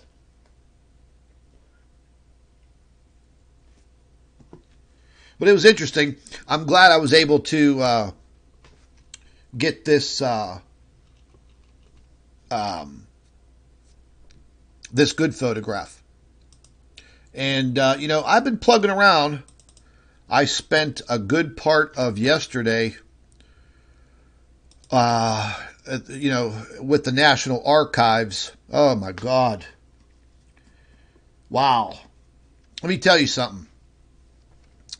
There are tens of thousands of documents going all the way back to 1947. This is coming from the Gerald Ford administration. And again, you know, this stuff is all out there now. People have really opened up the Freedom of Information Act policy, and they've gained access to all of this information. And I've been poring over as much of it as I can. What do we got here? This is Christopher Mellon. And yes, he is from the rich and famous Mellon family. But he spent time under, I think it was the Bush or Clinton administration, as he was high up there in the U.S. Department of Defense. He's now since been retired from that. But he had access to a lot of information in that time period. He knows what's up. And he feels, along with several others, that this may possibly be a national security risk. What did David Wilcox say a few years ago? He said that the government will come out with some soft disclosure and say, their statement will be, okay, you know, we got some things flying around up there. We don't know what the hell they are, and it is a national security risk. So that's the way that they want to disclose it. If that's the way they want to disclose it, fine, so be it. But give us some more, man. Give us some more evidence. And Chris Mellon and Luis Elizondo, they are digging, and they're digging deep. And their new TV show that's on the History Channel, Unidentified, is great. And they're going after it, man. They're going after the politicians. See, they're doing the right thing. And another gentleman by the name of Stephen Bassett, he is also a big-time UFO activist. And Stephen did the right thing. He formed a corporation, and he registered that corporation as a U.S. lobbyist. Yeah, smart move on Mr. Bassett's idea of doing that. Why? Because then that gave him lobbyist privileges to go after the politicians and say, hey, look, here's the deal. And guess what? It worked. It worked beautifully. And these guys are doing some incredible work. I've had a few people that left some kind of, I don't know, man, like, I don't want to call them stupid, but like moronic comments related to Christopher Mellon, Luis Elizondo. You don't even know who these people are, but you're out there calling them liars. But they're the ones disclosing the information and forcing the government to come out with it. Oh, they're liars. Oh, those things are fallen angels and demonic entities. Listen, let me tell you something. For many, many years, before I even started to disclose Planet X information, I fell in love with the paranormal. And I had just this, I don't know, something inside of me that wanted to know about what happens after death. So I started researching it while I was in college. I had my own paranormal team. I still do some paranormal work. I've helped hundreds and hundreds of people. There's not any demonic entities in the freaking clouds. I know what a demonic entity looks like. I was attacked by one for 3 straight days. They're not in the clouds. They're not falling out of the sky. People, wake up.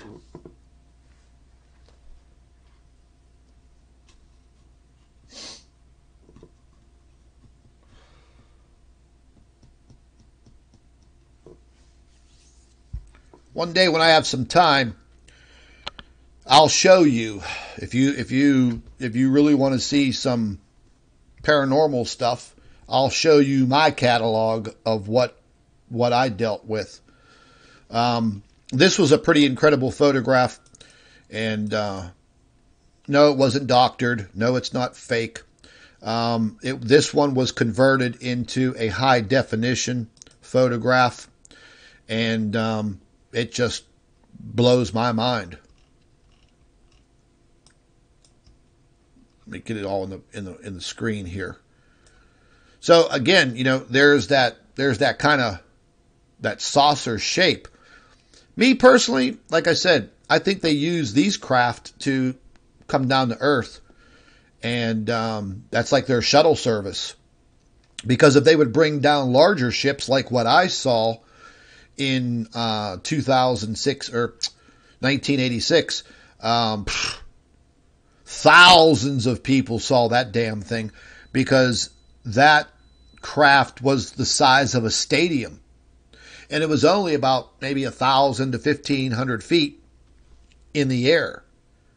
And if any of you aren't familiar with the story of the Phoenix Lights, what happened out in Phoenix, Arizona years ago, okay, thousands of people saw a winged triangular shaped craft just literally float quietly, slowly over the city.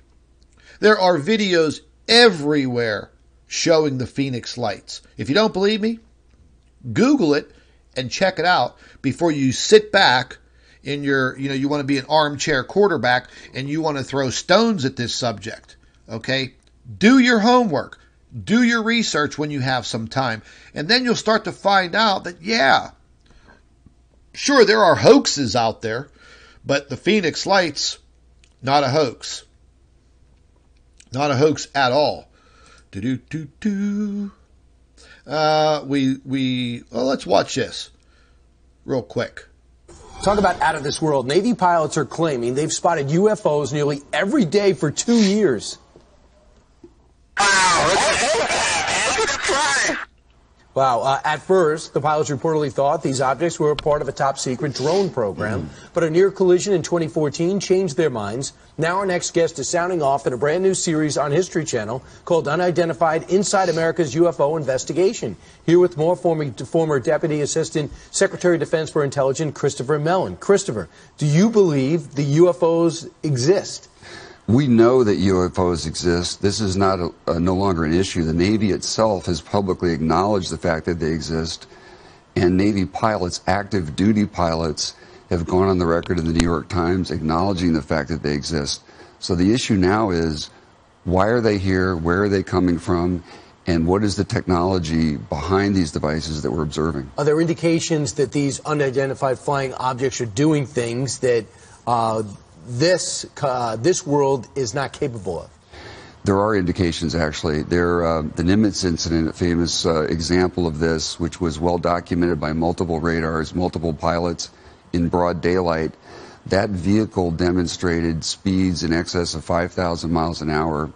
It was able to hover 50 feet above the ocean after descending from above 80,000 feet. So the pilots who are observing these craft are absolutely mystified, and that comes through clearly in their public statements. They are frustrated. They feel as though something should be done. They're deeply frustrated, and that is the core of our show, Unidentified. We're giving military personnel on the front lines a voice. We're helping them get out the message, what it is they're encountering and why they're so concerned about it. And we're not the only country who's having these encounters. Absolutely not. And in fact, as our investigation unfolds over the first 6 episodes this season, we're going to be presenting information from a NATO ally that's been having very similar experiences. All right, I want you brought a clip with you. I saw Correct. you carried the tape in with you when you in the green room. So here it is. The object the Navy pilot is tracking suddenly seems to get bigger. The object then appears to accelerate rapidly, disappearing off screen. That's a significant rate of acceleration in a horizontal plane off to the left. That's very fast. I have no idea what that thing is, and it's not acting like a aircraft. It's not acting like anything I've ever seen. Yeah. So that's been the story. The New York Times writes about it. You have a strong reputation and a big title and a huge resume. You're saying is actually happening. Has there been interaction being to being, human being to whatever these beings are? Not that I'm aware of. These are interactions between intelligently controlled vehicles that are highly sophisticated, that are operating in and around U.S. military facilities. And hence the concern. The pilot's concern are, one, there have been near mid-air collisions. There's a safety issue. But two, there is a vital national security issue, which is that our sovereignty is being violated by vehicles of unknown origin. What's more responsible, announcing it and saying this is our problem, this is the video, or not announcing it? Let me mention in that regard that when Lou Elizondo, my colleague, was still in the Pentagon running the UFO investigation, I worked with him, introduced him to two individuals who are direct reports to General Mattis. We were unable to get that on the Secretary's agenda. Ultimately, Lou concluded and I concluded that the only way to make progress on this issue was from the outside, to take the information to the public and the Congress. That's what this show is about, and that's what these military pilots are helping us with. So we're going to see it coming up Friday, May 31st at 10 o'clock, 9 o'clock Central on the History Channel. It's called Unidentified Inside America's UFO Investigation. Christopher Mellon, fascinating stuff. You know, folks, this is a great program to watch. It's called Unidentified. It is on the History Channel. Look it up in your guide. I haven't missed an episode of it. And, you know, here's the thing. A man like Christopher Mellon, okay, the Mellon family, this man doesn't ever have to worry about money for his entire life. He could have just quietly did his thing, but the man that he is, he got involved in politics, he got involved in government, and again, even when he was done with his government career, he could have walked away. He could have got on that big Mellon yacht with a bunch of, bunch of young chickie babies in bathing suits, and he could be having himself a blast in his later years. But he's using his name and his power and his energy and his know-how, and he wants to see this brought out. He wants to see it disclosed. And I've had a few people say, oh, that guy's a liar, oh, that guy's a demon, he's this, he's that. The hell out of here. This guy's putting himself out there. He doesn't have to. He's super wealthy. His family, the Mellons, he doesn't have to do any of this. But he is. And the guys that are involved in this, they also have money. Tom DeLonge, he doesn't have to do any of this. He could go on with his little rock star life, spend his money, and just live comfortably. But no, you do have some people out there that are hardcore truthers. They want and they demand the truth, not only for themselves, but for humanity. For, well, in his case, he said, listen, this is a direct threat to our sovereignty, to the U.S. government. In a way, I agree with him on that. If these objects wanted to attack us, I believe that they probably would have done that by now. Do they want to attack us? Do they want to take over? I don't know. I don't know. If that was the case, I think they would have done it by now. And they definitely have technology that's way better than what we have. So it may be easy for them if they wanted to do this hostile alien takeover. But anything is possible. Anything. And again, if you go through your life with those blinders on, especially nowadays, folks, when this is a very, very exciting time to live in.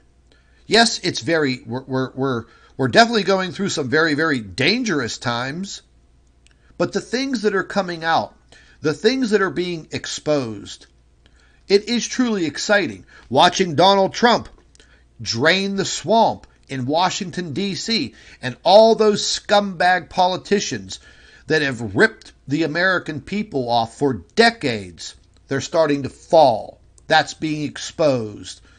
That's good. Alien disclosure, extraterrestrial disclosure. I've been waiting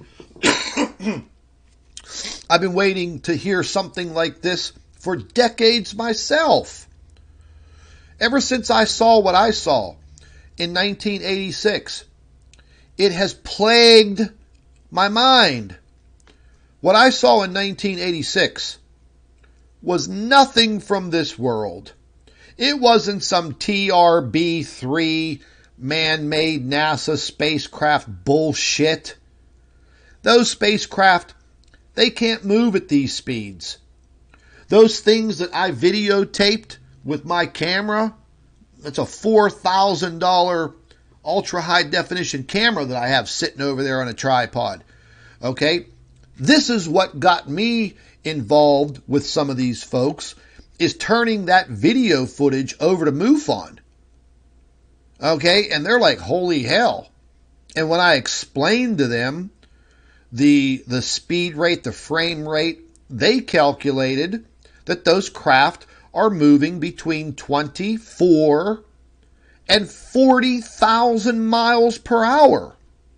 So there's no TRB-3 spacecraft or anything man-made that's going to be able to move that fast and make those types of directional changes. Okay? So, whatever the hell is out there, they're out there.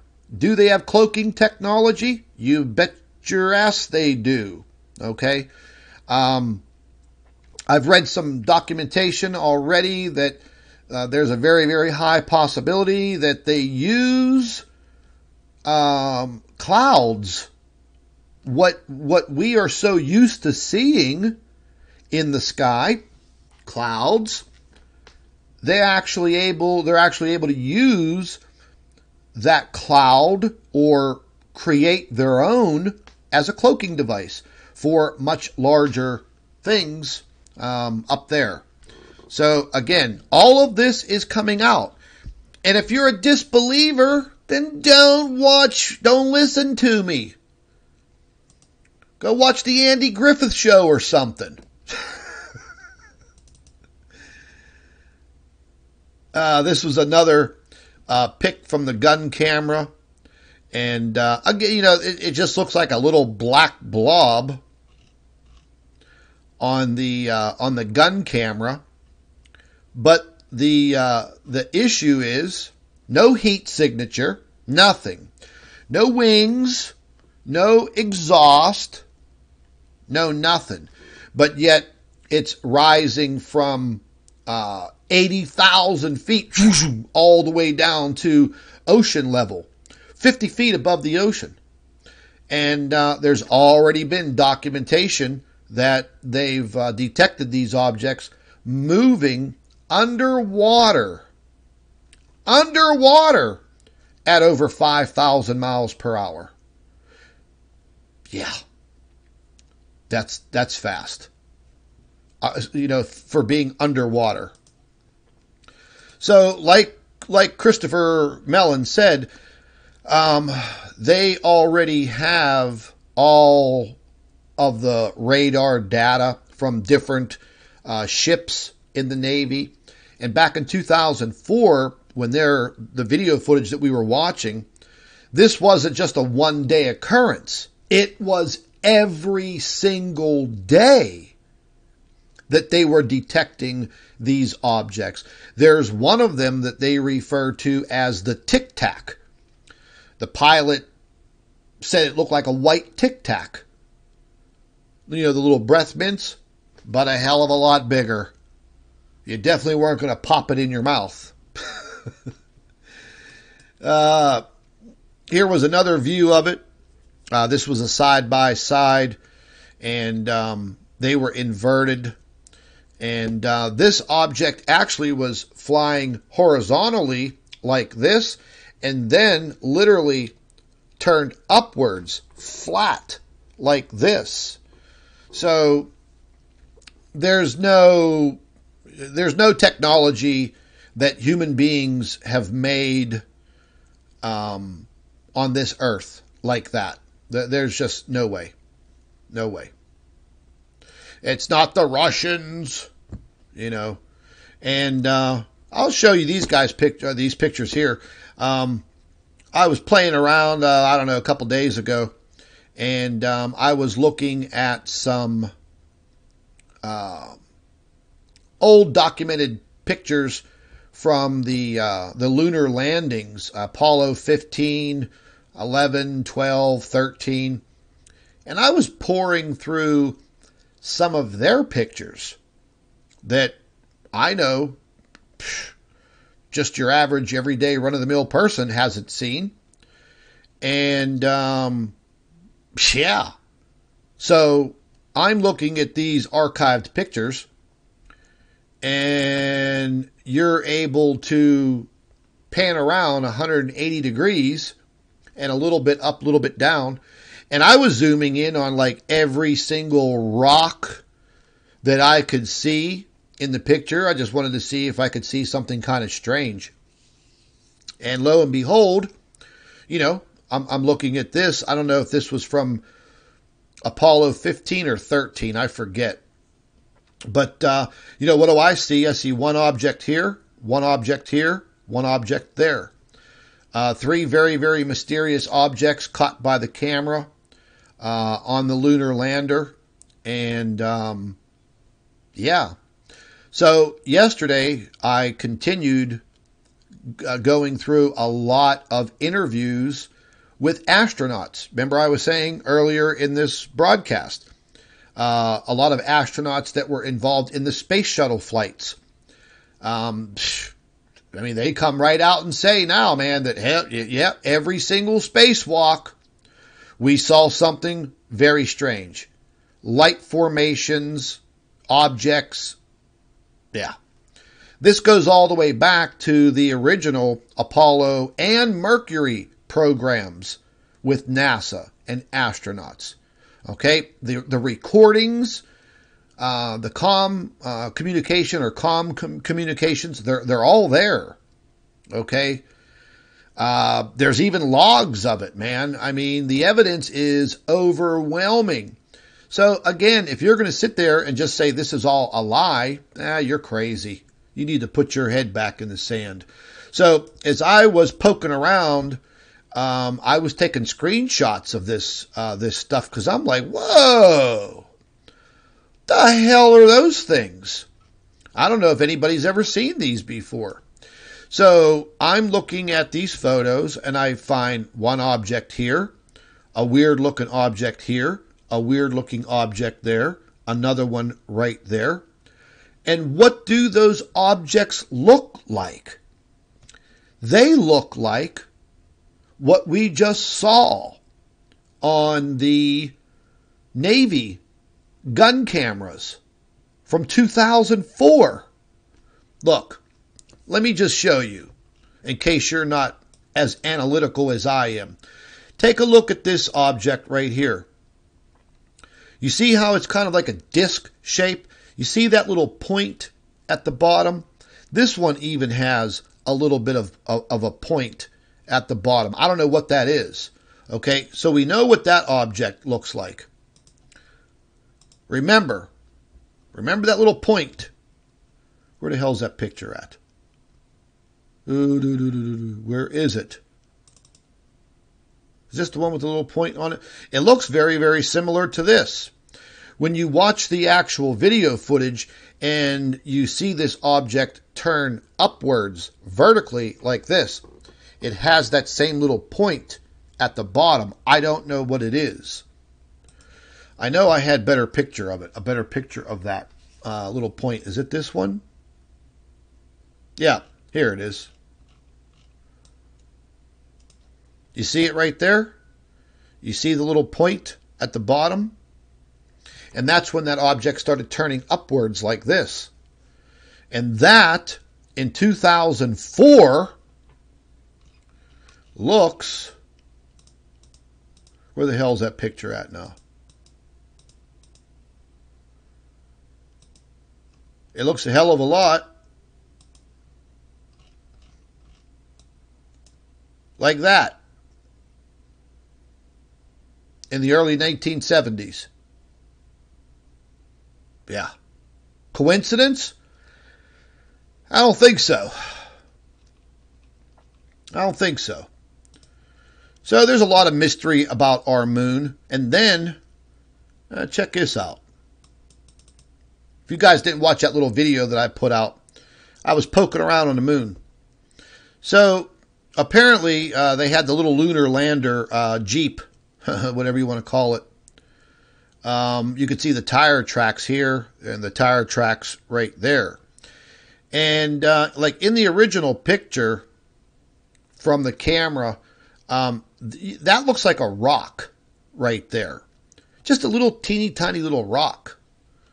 And let me see if I have it in here.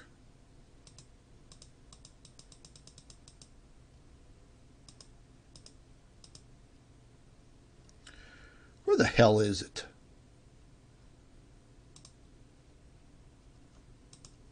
Come on. Why doesn't this want to cooperate?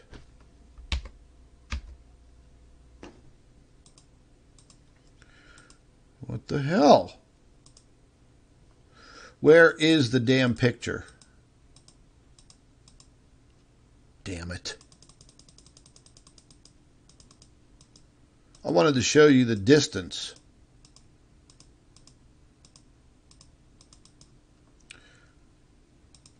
What the hell did I do with it? I guess this is it right here. Yeah. Actually, I had zoomed into this, but in the original picture, when you were looking at it from the camera's view, that square-looking box, whatever the hell it is, it just looked like a little tiny stone, like a little rock, until I started zooming into it, and the clarity was pretty cool. I was actually amazed with that. And as I zoomed in further and further and further, I'm like, what the hell is that thing? And, you know, then I noticed the tracks that were left by the lunar vehicle, and I started zooming in further. I don't know what the hell it is. You know, they have like all the space junk identified that was left on the moon. I couldn't find this, whatever the hell it is. And you can see it's kind of buried in the moon dust or soil. It's kind of slanted a little bit, and it's perfectly square on one side and rectangular. So it's definitely something that wasn't, you know, naturally made on the moon. So I don't know what the hell it is. You know, it's a pretty big box. And I don't, this is a little bit blurry, but I tried to zoom in on it as close as possible. But it's definitely large. Was it something that the astronauts toted up there with them? I don't know, man. You know, they really try to cut the weight on these space flights. So why would they be taking a big, gigantic, huge box? It's probably made of metal of some kind. Why would they leave it there? What the hell is it? I don't know yet. I haven't found out. But this is another photograph that I snapped from the I think this was Apollo 15, if I'm not mistaken. And again, I mean, what the hell are these? One there, one there, one here, one here, one here. You know? I mean, there's always been a conspiracy about alien technology on the moon. Structures on the moon. There is an object on the moon that is very similar to the Washington Monument in Washington, D.C. And they got pictures of it. It's like 13 miles high or something, or 3 miles high or something. It's huge. Oh, I got a treat for all of you. Yes, I do. Oh, here's another picture. What the hell is that? That's on the moon. It's a perfect pyramid. Where do we see pyramids? Oh, in Egypt. All around the world. So, bingo. This is kind of a weird picture here. You could say, yeah, that would be a rock formation. But whenever you really look at it, is that really a rock formation? Nice 90-degree angles, flat surfaces. Could that be a base? Look, here's more 90-degree angles, perfectly cut out. I don't think so, you know.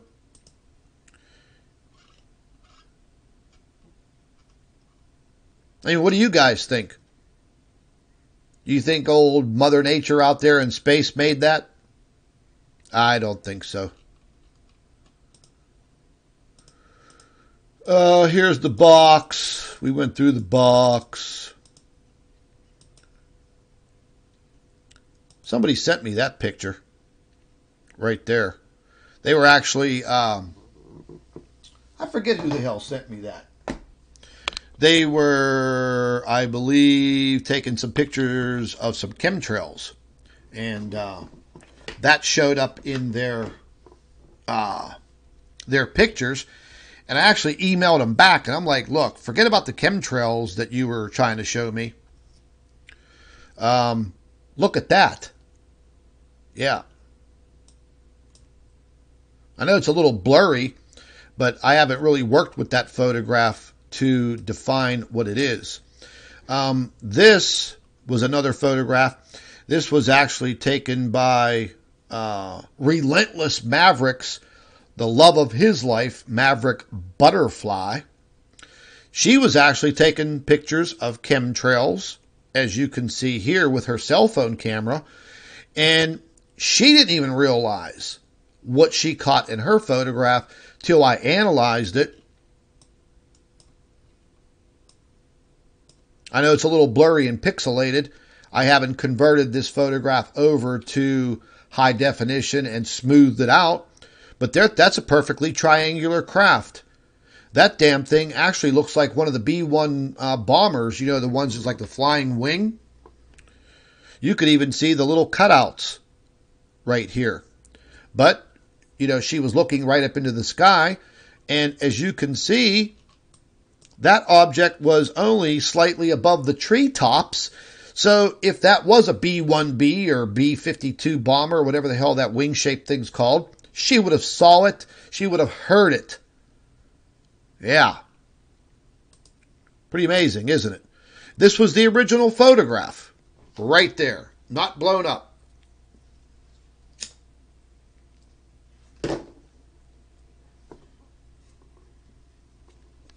And I labeled this, and I emailed it back to Maverick, and I'm like, hey, man, you know, forget about them damn chemtrails. Pfft, take a look at what your girl really captured. And, you know, he was blown away. Yeah, here's the original photograph. And you got to admit, it does look strikingly like that winged, what is it, a B-50, what is that, B-1 bomber or a B-1, I forget what the hell it's called. But you could see the little cutouts in the back of it. Would it have been one of those craft? I don't know. This was taken in North Carolina just maybe 2 months ago, 2.5 months ago. Yeah. And this is video footage of what I captured in my own damn driveway. And this is the video footage. I'll just go ahead and let it play. But this is the video footage that I sent in to MUFON. And you're going to see these small little craft. Now, remember, I'm zoomed in on a 50 power zoom lens. So we're actually looking up into the sky 15,000 feet. My camera can zoom in all the way to the surface of the moon, 238,000 miles away, okay, in high definition. And you can, in this was taken at 60 frames per second. I had to slow this video down to 90%, meaning 90% I had to slow this down in order for you guys to see it.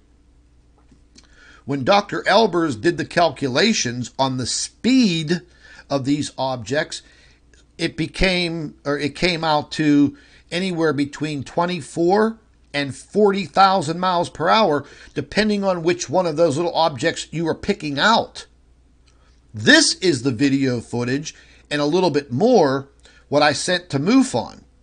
It took them like 3 months to get back to me on the first set of video clips. And then when they saw this, they were like, holy hell. So I caught this last year in my driveway and twice already this year. Look at them. They're everywhere. Oh, what are they? Ice crystals? I don't think so.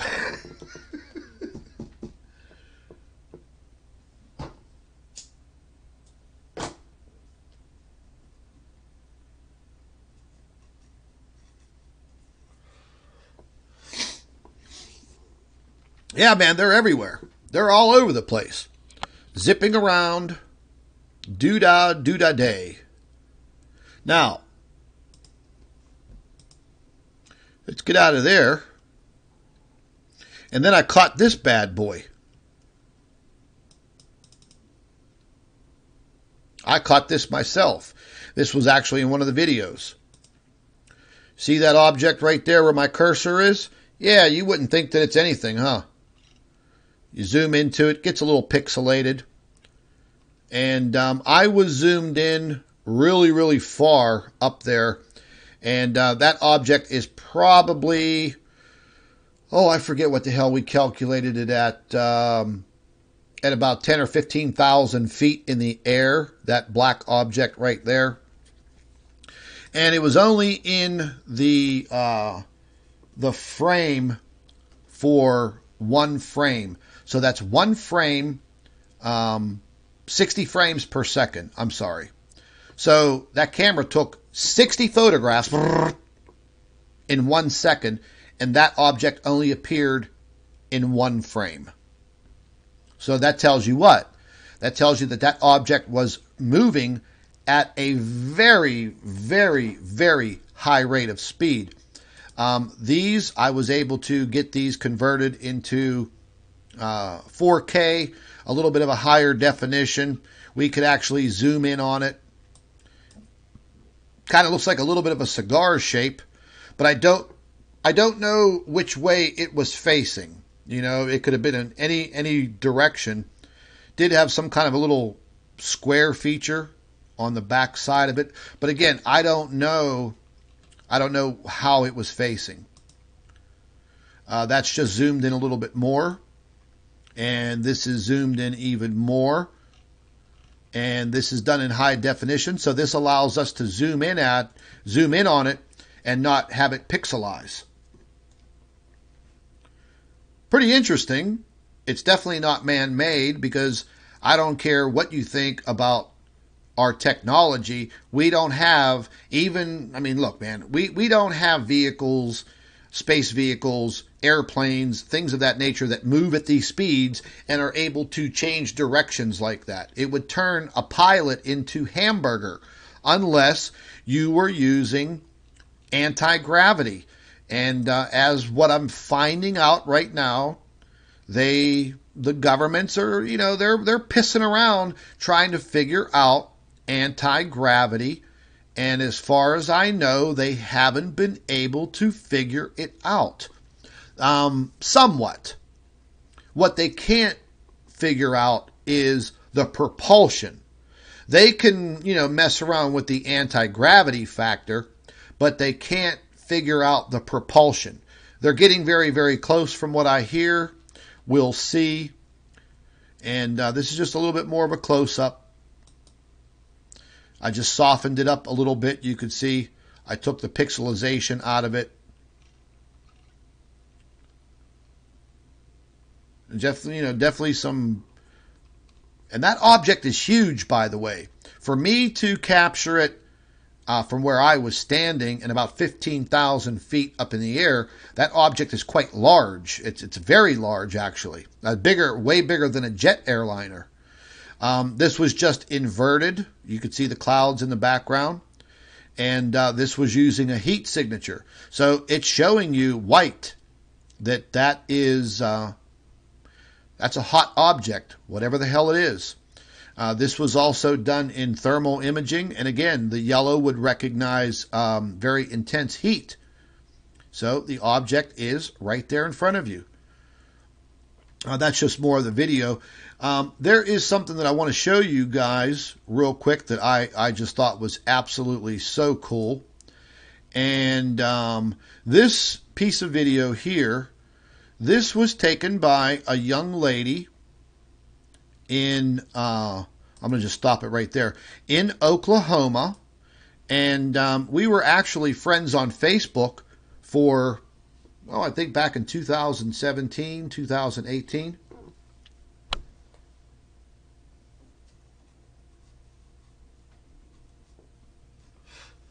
And her name is Laura Wells. And Laura, if you're checking this out, good job once again. But, back in 2017, I think it was, or 2018, she was waiting on buying a brand new high-powered telescope and some photography equipment. And, she was getting out there and she was watching the sky and, doing her truth movement stuff like everybody else. And lo and behold, I don't know what happened. She thought I deleted her off of Facebook. I have so many people that follow me, and I just kind of lost track of her. We've had many conversations, inboxing back and forth on Facebook over that time period. And then all of a sudden, somebody inboxes me a link to her video clip that she just took a couple of days ago. And I'm like, oh, that's Laura. And I come to find out that somehow, we weren't friends on Facebook anymore.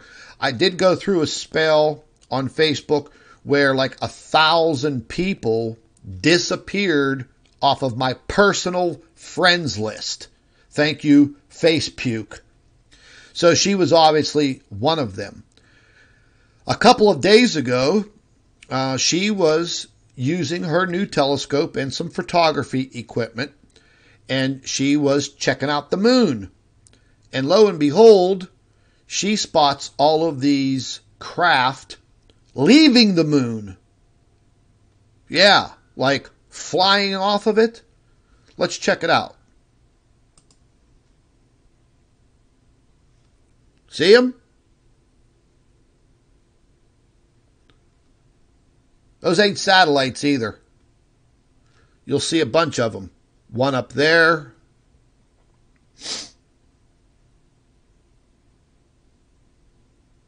One going straight down. One up there. There's another one. A regular.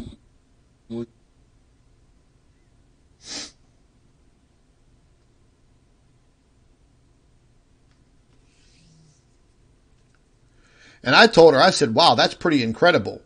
I've seen similar videos like this, but she has some really, really good captures here.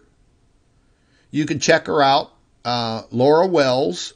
She's on Facebook, Oklahoma, and that was on the 17th, just a couple of days ago.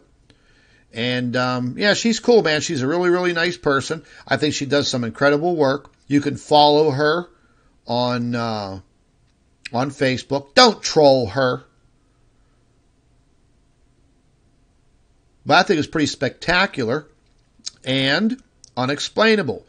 A few people said, oh, those are satellites. No, those aren't satellites. Satellites don't move like that. Okay? Because if we were able to point a telescope up to the moon all the time on a full moon phase, what would we see if they were satellites? Oh, we would see them flying around all the time. This is not the only piece of footage that she took. She took some, I think, the next night. So these craft are actually moving at very fast rates of speed, probably tens of thousands of miles per hour. That's incredible.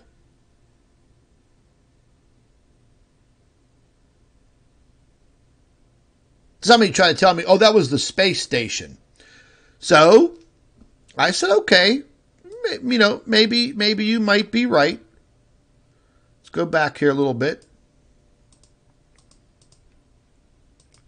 And I said, okay, well, maybe you might be right. If you got a powerful enough telescope and you calculate it right, you can catch the space station, but it's usually the silhouette on the background would be the sun. So I decided to take a look at the date and the approximate time and where she's at in Oklahoma, and you can go back to the ISS website and you could find out where it would be. Guess what? At that time, the ISS was on the nighttime side, or the daytime side of the Earth, on the other side. So that was not the space station. I just wanted to clarify that. So, everybody's real quick to jump the gun and say, oh, it's fake. It's this, it's that. Get your blinders off, man. Throw them in the damn garbage already. Man. But normally the people that do that kind of stuff, they're trolls. Little troll babies. Yeah, this is another piece that she took, two more video clips. And I wanted you guys to check this out. This is a guy on Facebook. He's a truther. I think he's from Europe, but he lives in the United States now, if I'm not mistaken. Or maybe, I think he's from England, the UK. He either lives in, I think he lives in the US. Really nice guy. Does some spectacular photography. And the other day, he was messing around with his Alexa. We all know what the Alexa is, right? Alexa, what is a chemtrail? Chemtrail. Trails left by aircraft are actually chemical or biological agents deliberately sprayed at high altitudes for a purpose undisclosed to the general public in clandestine programs directed by government officials. Okay, so this wasn't fake. This wasn't a joke. Because, I follow this guy on Facebook. His photography of what he captures in the sky, chemtrails and things of that nature, he's out for the truth. He's a stand-up guy. So there's no reason for him to fake something like this. It almost made me want to go out and buy one of these damn things and test it out myself by asking it some questions. But he asked the damn little computer thing what a chemtrail was. And I'll play it for you again. And this is what its answer was. Alexa, what is a chemtrail? Chemtrail. Trails left by aircraft are actually chemical or biological agents deliberately sprayed at high altitudes for a purpose undisclosed to the general public in clandestine programs directed by government officials.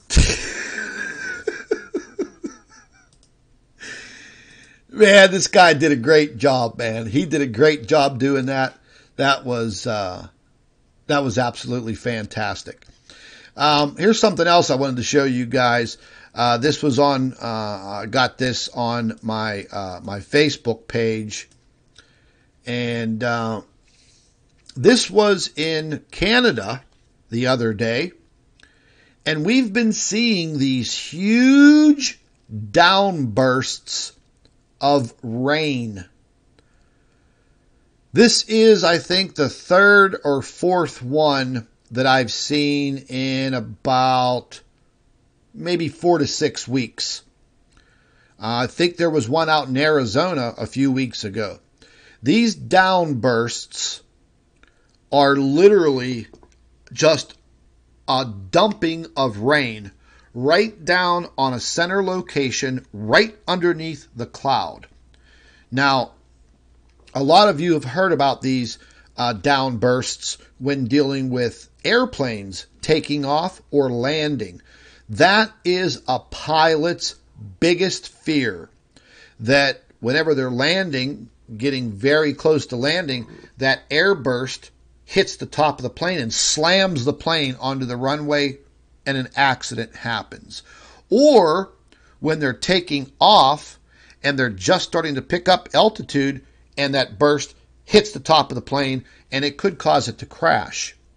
These phenomenon is kind of similar, but it's dumping millions of tons of water right onto a central location all at one time. It's not like you're going out there and playing in the rain. Oh, la-di-da. Hell no. You're looking at buckets of water just dropping out of the sky. Not in raindrops. Okay? It's just like somebody up there dumped a bucket and it just... And they're very dangerous and they can do a lot of damage and a lot of destruction. But let's check this one out. This was Calgary, Alberta, Canada, or something like that just the other day. Look at that. That's water. It's just dumping out of the sky. And these are dangerous. They can do quite a bit of destruction. Just landing on a house, landing on a roadway, landing on any kind of a building structure like a supermarket, like a Walmart with those corrugated roofs. That's a lot of pressure coming down. That cloud's probably, good 10, 15,000 feet in the air, maybe less than that. And this is occurring all over the world now. I mean, I've never seen anything like that. But now, I'm seeing them everywhere. I mean, just like everywhere. Amazing. Yeah. And some new video just came out by... NASA just put this out yesterday. And let me just stop it for a second. This is the magnetic declination from the year 1590 to 2020. And this animation was actually put out by NASA. But this is showing you the wandering magnetic north. And yeah, just go ahead and check it out. You'll see the little time frame down here in the corner. Starts out at the year 1590. Check it out. I don't have no more damn coffee.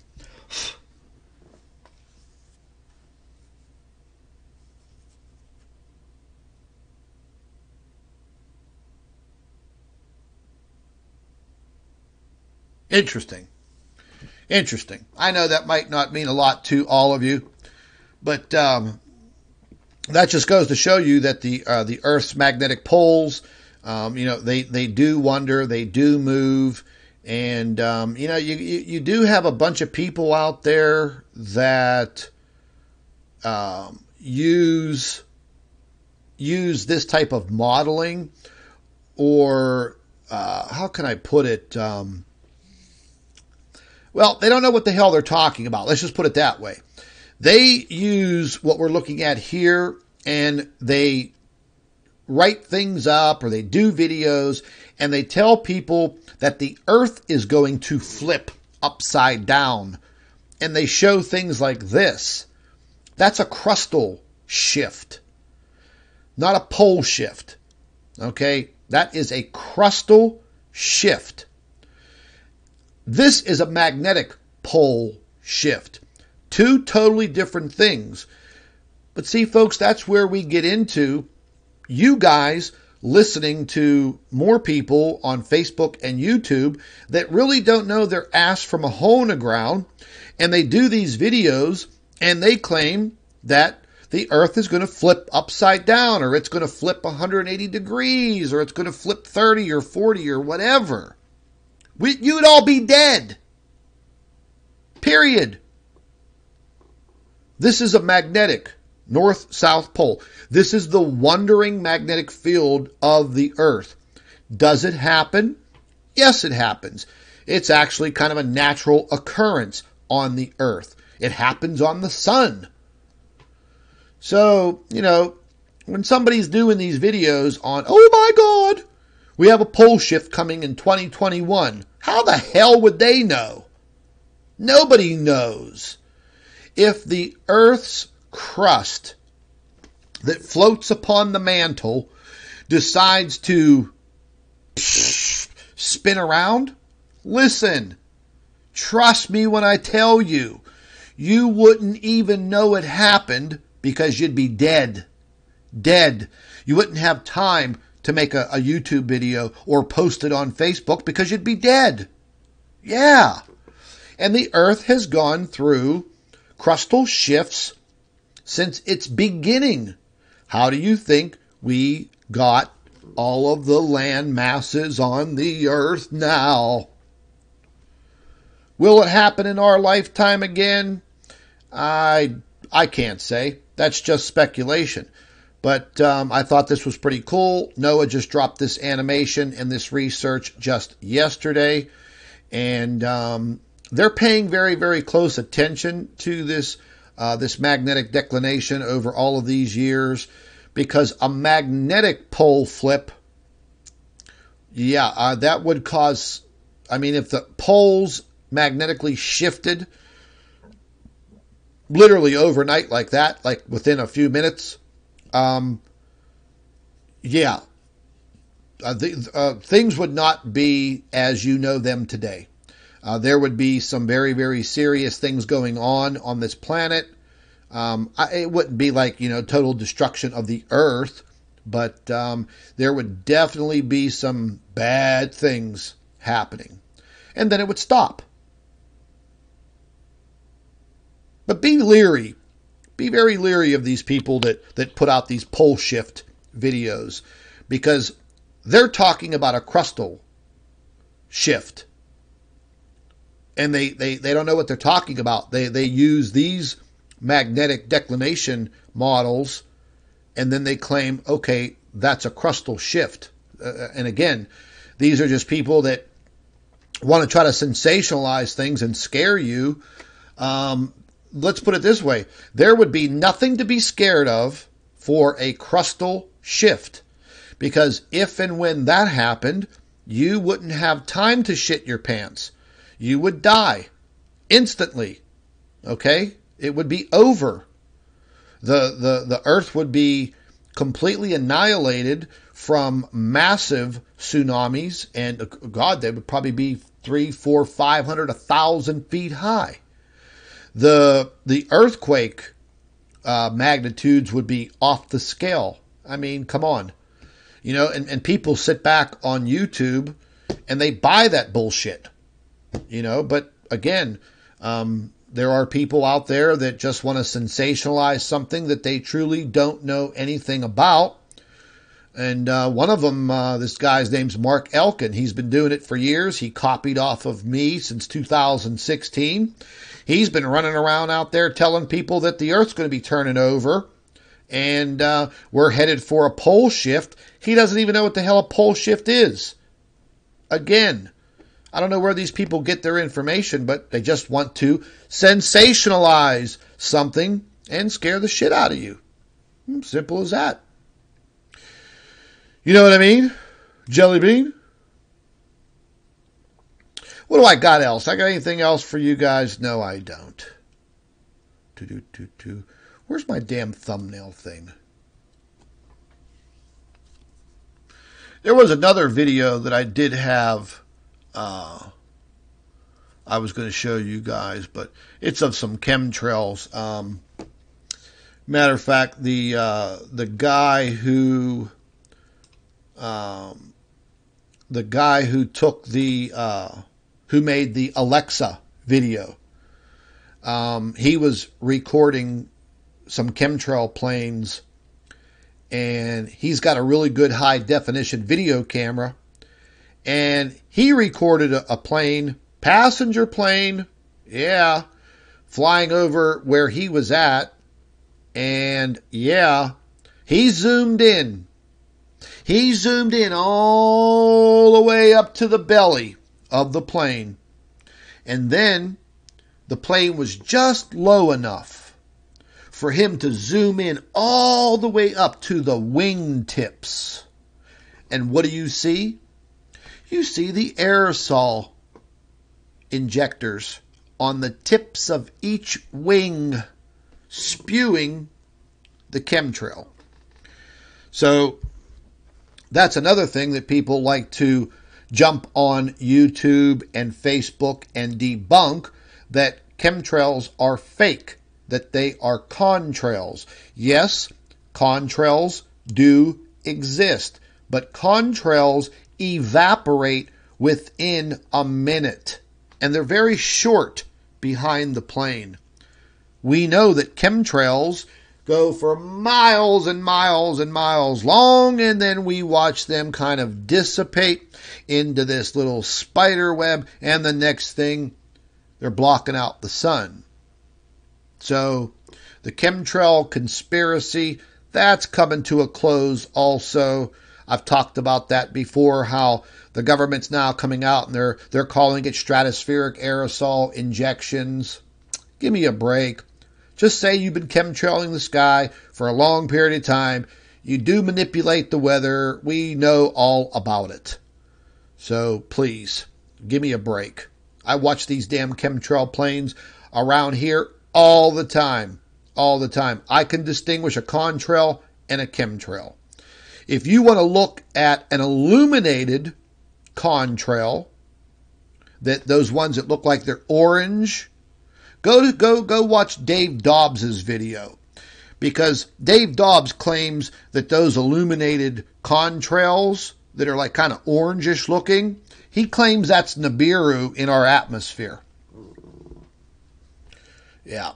Once again, another bozo trying to sensationalize something that he doesn't know anything about.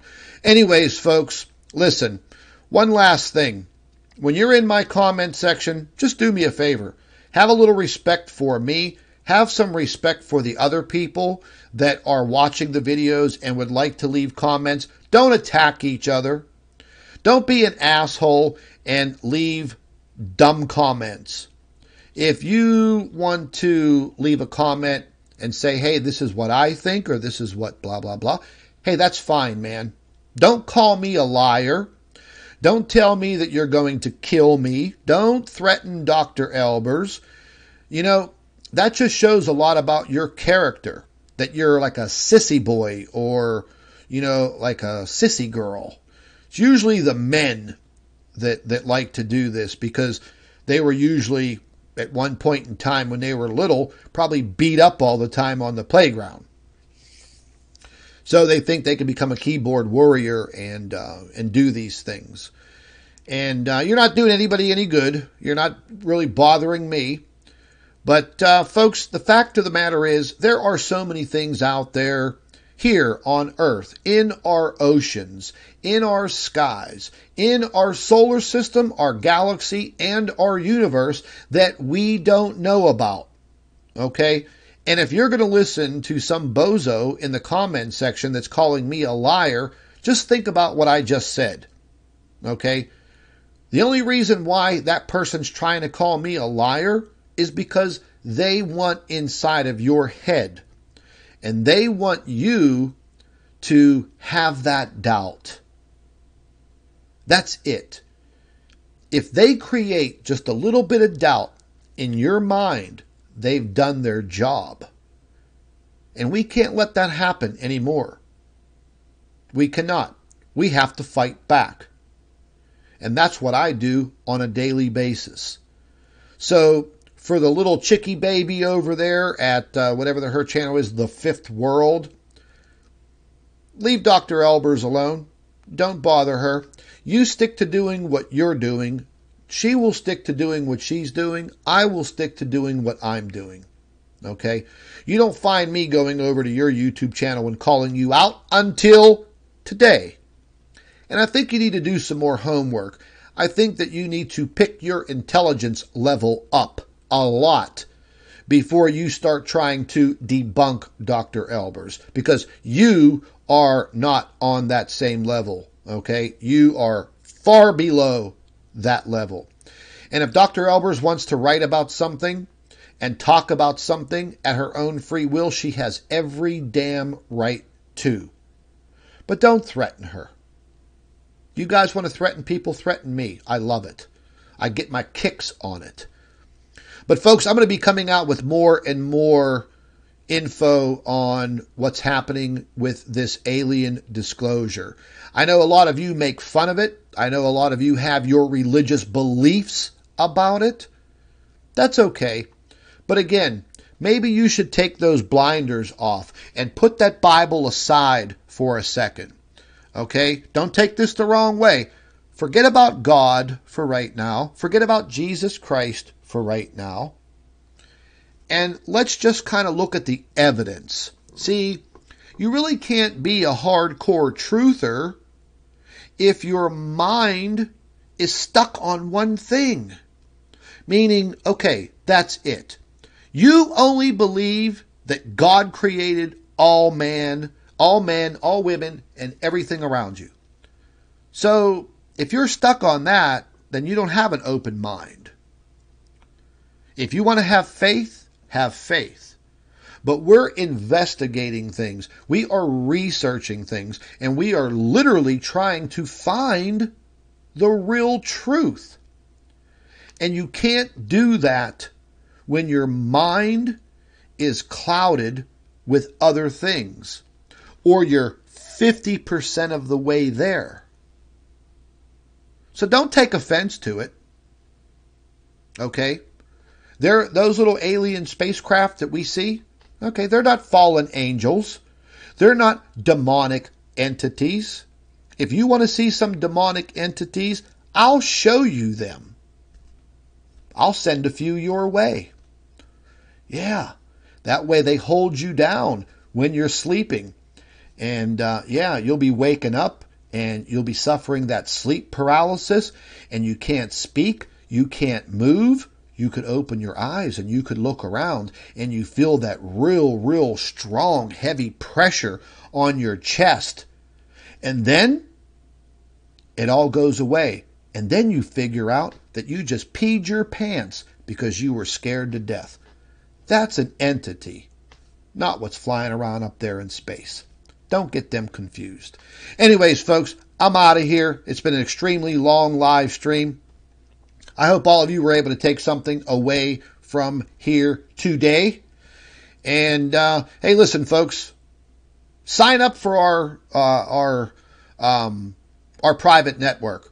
The censorship on Facebook and YouTube, it's getting crushingly intense every single day. Okay? If you want to support this channel, you can do it in that way. The link is in the description box right below. And if you want to sign up for our email program, the link is in the description box right below. Use your Gmail. Okay, you all have a Gmail account because you're using it now to comment in the comment section and the live chat. So use your Gmail. It seems to work a lot better. And I usually do one email blast with video updates and article updates and whatever news I have available. They usually go out once a day. Open it up, check it out. share the information, and that's the best that we can do. So listen, folks, everybody have a safe weekend. I'm going to be keeping an eye on everything going on out there. And if I insulted anybody today in my live stream, sorry. Wasn't my intention. And folks, watch your weather. There's a lot of weird weather moving in. Thank God my weather's going to be clearing up here later on today. Thank God, maybe I could get my grass cut and a few things done around my house. But anyways, folks, be safe out there, and I will see you soon. Take care.